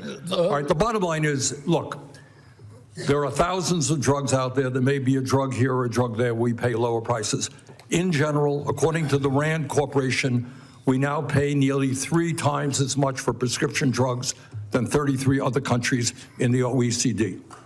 You agree with that? For the most common drugs, we have the lowest prices. All right. I am working on legislation which is not inconsistent with what Trump has talked about, and that is we should not be paying higher prices for prescription drugs than people in Europe or in Canada. Is that a concept that you can support? Yes, President Trump wants this codified, and you have a lot more power than we do. You're right. You're exactly right, and that is why I am going to be offering an amendment to the budget process right now, which would in fact codify what Trump is talking about, that the United States should not be paying higher prices than other countries around the world. Is that an amendment that you can support and get Republicans to come on board? We will work with you, but in theory, that's exactly what we want. All right, let me ask you another question. They're both sold. We're on the Help Committee. Casey Means, who is the Trump nominee for Surgeon General, was before us a while back. She agreed with me that TV ads, prescription drug TV ads in America should be banned. Yeah, they never ever. And as that's you may what know, pisses me off about these hearings is the fact that they just don't answer questions. we're one of 2 countries in the world. And then somehow, some way, they think that, oh, they're going to clip this and everybody's going to be upset that, they didn't. Like, dude, the only one that really fucking broke through was the Dow is at 50,000. Do you agree with that? Tells you how bad that clip was. Yes, I agree with it in theory. Constitutionally, you can't ban it, but we are now regulating it for the first time, and you'll see that the ads have changed on TV recently because we've sent out 1,000 disciplinary letters. You may be right, but I think, Not really, people who dude. determine the It's all constitutionality CBS of is. laws of the Supreme I Court. watched a lot of Prices Right in a lot of fucking medical offices, and guess what every other commercial was? Well, we worked a lot on it because I wanted to regulate it. Okay, but bottom line is, am I hearing you correctly to say that you would like to see a ban on Yes. prescription drug TV ads? Yes. Okay, good. There are a lot of seniors in this country Your wife is ugly, Ted. Ugly as a dog. right now cannot afford dental care. Many seniors have no teeth in their mouths, can't afford hearing aids. Glasses. I am introducing Why is vision never covered? an amendment to the budget process, which would expand Medicare to cover dental, hearing, and vision. Is that something you can support? I'm happy to talk to you about it. I'm happy to work with you on it. Other question. Right now, I'm going to speed this up. I do want to watch the rest of this, but I'm going to just speed it up just a wee bit. we have a diabetes epidemic in this country, an obesity epidemic. Many parents who would like to buy healthy food for their kids really can't make sense of the labeling on food products. All right. Other countries in the world are quite clear in their labeling about the amount of sugar, et cetera, that's in a product. Are you guys making any progress in coming up with simple, strong labeling on food products? Yes, we are. When will we see something? Well, the delay in it has been that one of the big enemies, as you point out, obesity is costing 80% of Medicaid and Medicare dollars. One of the big problems is ultra-processed food, and there has been no federal definition or any usable definition. We've now worked out a definition. There are other, and here at HHS, we're in the process of going through the interagency process. There's other agencies that are Equity, USDA, Department of Commerce, OMB, and they are reviewing our regulations. As soon as we promulgate. You know, it's kind of funny. Ironically, this is much more left-wing than anybody would give it credit for, but it's just because this moron is out there doing it. We already have the labeling ready to go. Do you have any sense when that will be? Excuse me? Any sense when that you'll be? Because usually this is a good thing. Like, objectively, this is a good thing. If they actually do ban like these preservatives, all this bullshit, if they actually do like change a bunch of the bullshit that's in our food, great. It has fucking great. Go, Senator, through the other agencies that I don't have any control, but we want it to happen quickly. Ah, there it is, though. Thank you. I mean, because this is also odd that he's focusing on all this stuff, but then doesn't have dick to say when Trump is just like, you know what? I'm going to make it legal to put all of the pesticides back in the food. Mr. Chairman, before he leaves, let me agree with Senator Sanders and ask unanimous consent that an article in the New York Times which shows that there's a higher price for Wegovy on Trump RX. This is the fact in terms of America, and Senator Sanders has been correct. Without objection. Senator Warnock. Thank you, Brother Chair. Secretary Kennedy, you're here today to defend the president's budget request. In September, you said that the CDC, quote, RFK Jr. doesn't give two shits about health. Will again become he cares about doing his preachy bullshit. The world authority on infectious disease policy. Do you still stand by that statement, yes or no? We already are. Secretary Kennedy, do you know what rabies is? Rabies? Yeah. Do you know what it is? Okay. So rabies, people contract rabies. I almost got it when I did that alleged act with the raccoon. As we know, through bites from infected animals like skunks, foxes, like raccoons. Yeah. Hey. Good one, Warnock. It can devastate a family. When a pet is infected, it is very serious. It's 100% fatal in humans. Yes. If left untreated, and generally it's a horrific experience. You can get the rabies vaccine for real? Staff at the CDC Rabies Division in Atlanta, Georgia, have historically been able to field emergency calls 24/7 from providers about complex rabies cases using CDC expertise to determine appropriate care. Secretary Kennedy, since you and President Trump took office, do you know how many people are left to staff this 24/7 line? I do not know, Senator. Okay, so the answer is one. So I want you to know that there's one person left to staff a 24/7 line to respond to rabies, a disease which left untreated. You know how many rabies cases there are every year in the United States? So I'm asking the questions. The CDC's infectious disease work has been so decimated under your leadership that there's only one person left to staff the line and respond to families about this very deadly and terrifying infectious disease. Let me ask about another disease. Secretary Kennedy, do you know what prion diseases are? Yes, I do. Okay, thanks. And when you think of prion diseases, one of them would be mad cow disease. Mad cow disease. Yeah, you would think that they'd have at least 4 people that can handle this that are like they do kind of specialize in all 4, of these really bad diseases. And diseases like mad cow disease can be transmitted from animal meat to humans, and it can cause a rapid onset of dementia, challenges with walking, personality changes, and severe insomnia.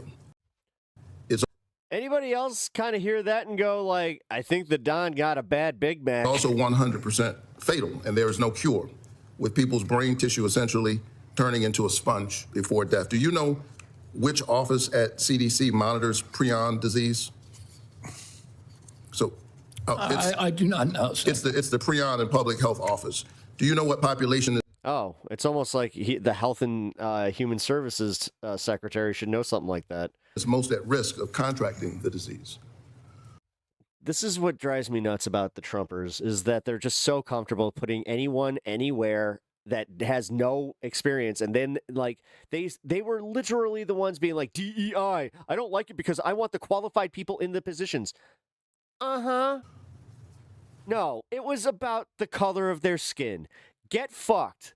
I would say situations like this kind of make you look like clowns, because it's like, no, like, this guy's definitely not the fucking most qualified. it's people who eat meat from CAFOs. Yeah, so hunters. Prion and public health office is critical in a state like Georgia. In Georgia, we have a lot of hunters. There are more than 600,000 hunters in my state, but your budget proposes to eliminate this office. Respectfully, you seem distracted, Brother Secretary. Why does your budget propose to eliminate the CDC office that focuses on monitoring this deadly infectious disease that's especially a risk to rural communities? Why are you proposing to eliminate the office? There's a lot of cuts at the agency that nobody wants. We have a $39 trillion debt. We've been asked to cut across the agency 12%. I assure you that the 600,000 hunters in Georgia would want this office. They would want the protection. I assure you that families that are dealing with rabies or the prospects of that would want to know that somebody's going to answer the phone when they call. You've come to Congress and justified destroying the CDC.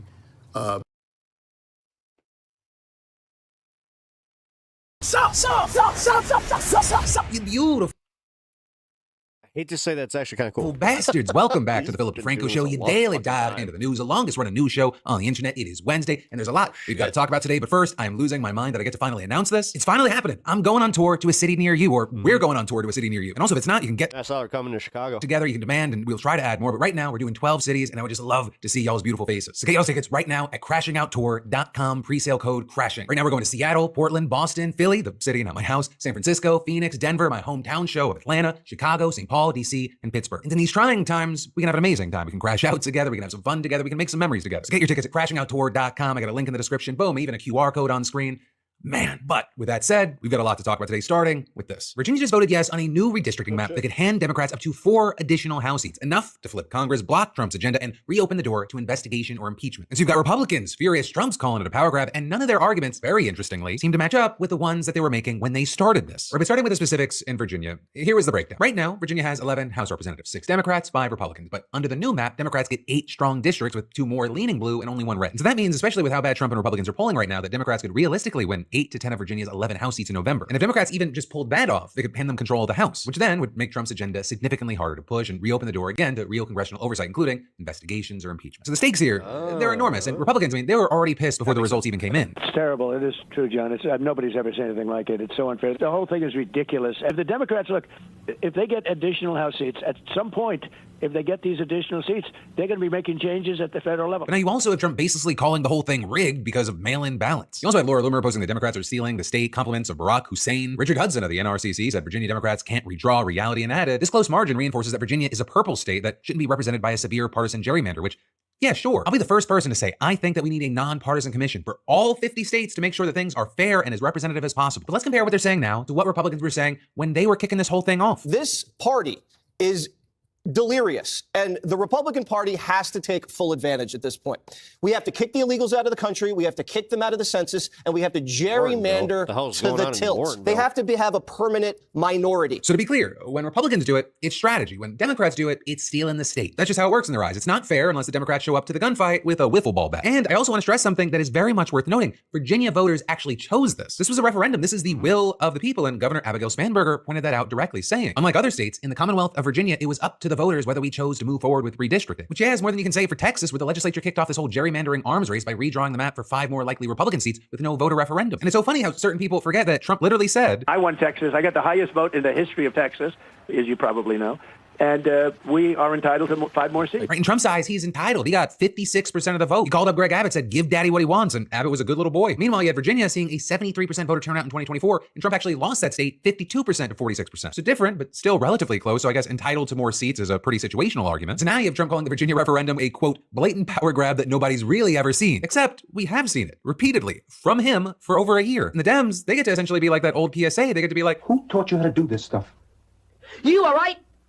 I learned it by watching you. And hey, this part, it's my opinion, and you can call it bias, but in my eyes, this gerrymandering, it is very different if you start it versus you are responding in kind. Because if the Democrats do not do this, and the people that voted for it understand this, then you all but guarantee ruin and failure if you don't play by the same rules of those you're going against. Now, with that said, as far as the Democrats, they're treating this as a significant win, right? Virginia House Speaker Don Scott saying, tonight, Virginians sent a message heard across the country. We will not let Donald Trump or MAGA Republicans rig our democracy. And former Virginia Governor Terry McAuliffe saying, Virginia stared down Trump and didn't blink, and saying that they crushed his midterm cheating scheme that he started in Texas. And you then had Governor Spanberger, who of course pushed for the referendum, saying that the slim win was exactly what she expected. But also, here's where things get complicated. First of all, the win came with a $100 million price tag, which is actually 4 times what Republicans spent fighting it. And also, it's causing some voters and strategists to question whether meeting the GOP's gerrymandering with more gerrymandering was really the right call, especially as Spanberger's approval numbers have already been sliding. I think just everybody counter-moving everybody is not the way to go. I don't think there's any bipartisanship much anymore. I just want to be even, like Democrats and Republicans. Now, Spanberger, she said that she wants to return to a more bipartisan map after the next census, but that pledge also is probably not going to fix her current numbers. So also, some of the reporting suggesting that her problem really isn't about spending, but it's more about credibility. Or she's actually been criticized for not being as loud and aggressive in this fight as someone like Gavin Newsom, which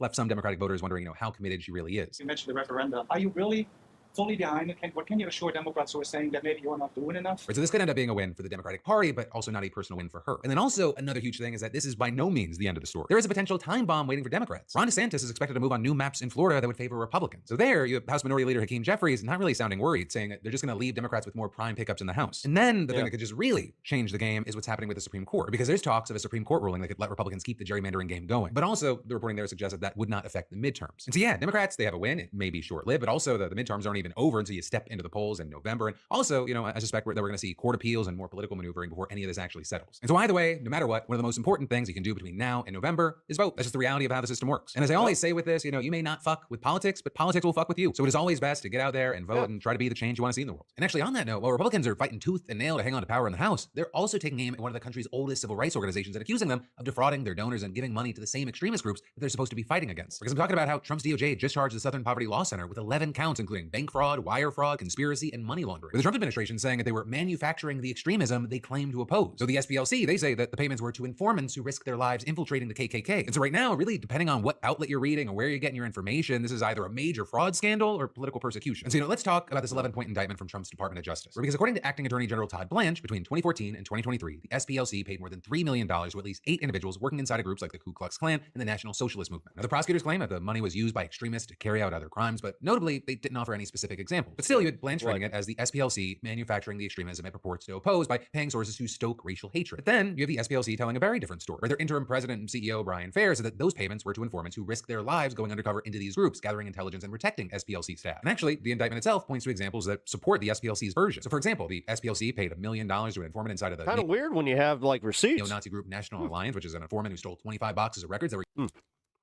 Got some white cheddar jalapeno bites. Used to publicly expose the group in 2014. When we began working with informants, Very we were tasty. living in the shadow of the height of the civil rights movement, spicy too. which had seen bombings at churches, state-sponsored violence against demonstrators, and the murders of activists that went unanswered by the justice system. There is no question that what we learned from informants saved lives. And also, while the SPLC ended that program a while ago, that didn't satisfy the Trump DOJ. And so the indictment argues that the SPLC defrauded donors by failing to disclose that it was using funds this way, with Blanche saying that nonprofits have legal transparency obligations about how donor money is used and what their mission is. Also, as far as this whole situation, it's important to look into the background, right? Because this indictment didn't come out of nowhere. And the core accusation's been that the SPLC colluded with the Biden administration to unfairly target Christian and conservative groups by labeling them as extremists. And that criticism also blew up after Charlie Kirk's assassination, because you see the SPLC had named Turning Point USA the epitome of the hard right in a 2024 report on hate and extremist groups. And actually, back in October, Kash Patel cut ties between the FBI and the SPLC, accusing it of having long abandoned civil rights work and becoming a partisan smear machine. So you have this indictment landing right in the middle of years of Republican grievance against the organization, which is also why the SPLC itself is framing this as political retaliation. Today, the federal government has been weaponized to dismantle the rights of our nation's most vulnerable people, and any organization like ours that tries to stand in the breach. We stood in the vanguard then, and we stand in the vanguard today. We will not be intimidated into silence or contrition, and we will not abandon our mission or the communities we serve. And so Fair saying that the SPLC plans to defend itself and its work. And of course, we're going to need to see how this plays out. One of the most interesting aspects of this whole situation is how it's being covered. Because again, depending on where you're getting your news, you're reading two completely different stories. On one side, you have the DOJ and conservative outlets leaning hard into the paying extremist groups angle with the DOJ's announcement on Twitter reading, our indictment alleges SPLC secretly funneled more than $3 million. Chronic's getting his stitches out today? Oh, good boy. Funds to members of white supremacist and extremist He's gonna groups. have a And then on the other cone of side, you shame, have outlets but like the Washington it's gonna be Post leading cute. with the informant angle, where the Post headline is Yeah, take DOJ care. charges Southern Poverty Law Center over paid informants. So on Cronin, both sides, you're seeing a lot of Cronus, things that have same facts, but Chronic, two some completely love. different stories, and the reactions have also followed suit. On the right, you've got people like Matt Walsh posting that SPLC is a criminal organization that funded right-wing hate groups and organized fake right-wing protests so that it could then turn around and fundraise off of them and use them as a pretext to crack down on conservatives nationwide. Alex Jones calls it a much-needed victory. It's the heart of the globalist, heart of the Democratic Party. This is amazing. More. Please let the nightmare in. Please let Trump get back on track. Please. I am impressed.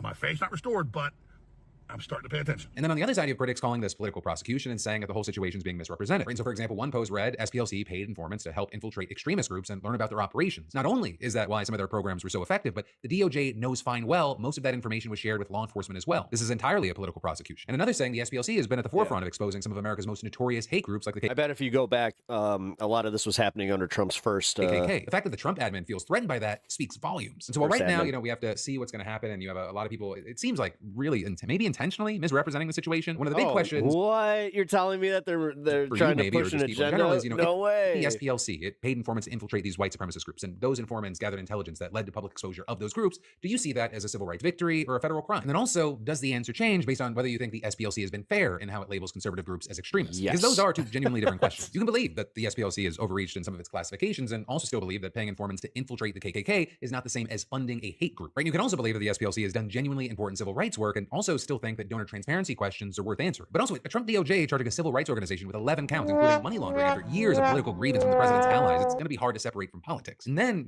however this ends up playing out in court, it is going to reshape how civil rights organizations operate moving forward. So yeah, again, I'd really love to know your thoughts here. While we wait to see how this is going to play out in a courtroom and also in the court of public opinion, we should then sure, my soundboard broken. Also talk about another high-stakes legal battle that's happening right now. Because apparently the government can legally force public school classrooms to display the 10 Commandments, and that's not a violation of church and state. That is literally what a federal appeals court ruled yesterday in an incredibly narrow 9-8 decision. And as you might imagine, this case centers around a Texas law that was passed last year that would require posters of the 10 Commandments to be displayed in public school classrooms. Now, notably here, the law does not require schools to use taxpayer dollars to purchase the posters. It just says that they have to accept donations of them. But one, obviously, there's been a concerted effort among Christian organizations to donate enough posters, and two, some schools still reportedly have spent money on them. And as for the reasoning here, you have supporters and the Republicans who approve the bill, arguing that the teachings of Christianity are an important part of U.S. history, and that the messages in the commandments may be useful for children in school to see. But almost immediately, you had the ACLU challenging the law on behalf of families from a range of different faith backgrounds, including but this is them mincing, dude. It's either you fucking respect the First Amendment or you don't. You don't get to keep doing this. And Christians, arguing that it clearly amounts to government endorsement of religion that violates the separation of church and state as protected under the First Amendment. It's literally the easiest fucking thing to argue, but this is where they really do muddy the waters here. And you had an ACLU lawyer arguing that the law is Doesn't religiously matter. coercive and that it violates the Constitution by giving preference to one Then put up the fucking Quran. religion. In this case, Christianity. If we're gonna play this fucking game about well, we need to make it fair to religion. Over Okay, bet, bitch. Let's go. Also, prayer rugs in every high school. Let's fucking go. Reminding the religious rights of students and their parents to decide how their families engage with faith. And actually, in two separate rulings last year, federal judges in Texas, they agreed, arguing that the law likely violated the First Amendment and blocked it from being enforced in parts of the state covered by their jurisdiction. But then, the state appealed it, and yesterday, that Fifth Circuit Court of Appeal struck down the lower court decisions, ruling that the law stands. And in their decision, the justices pointed to a Supreme Court ruling in 2022 that allowed a public school football coach to pray at midfield after a game because it amounted to protected free expression. And they argued that the decision had effectively gotten rid of a specific legal standard for testing church and state cases that I thought that was kind of stupid. I mean, despite the fact that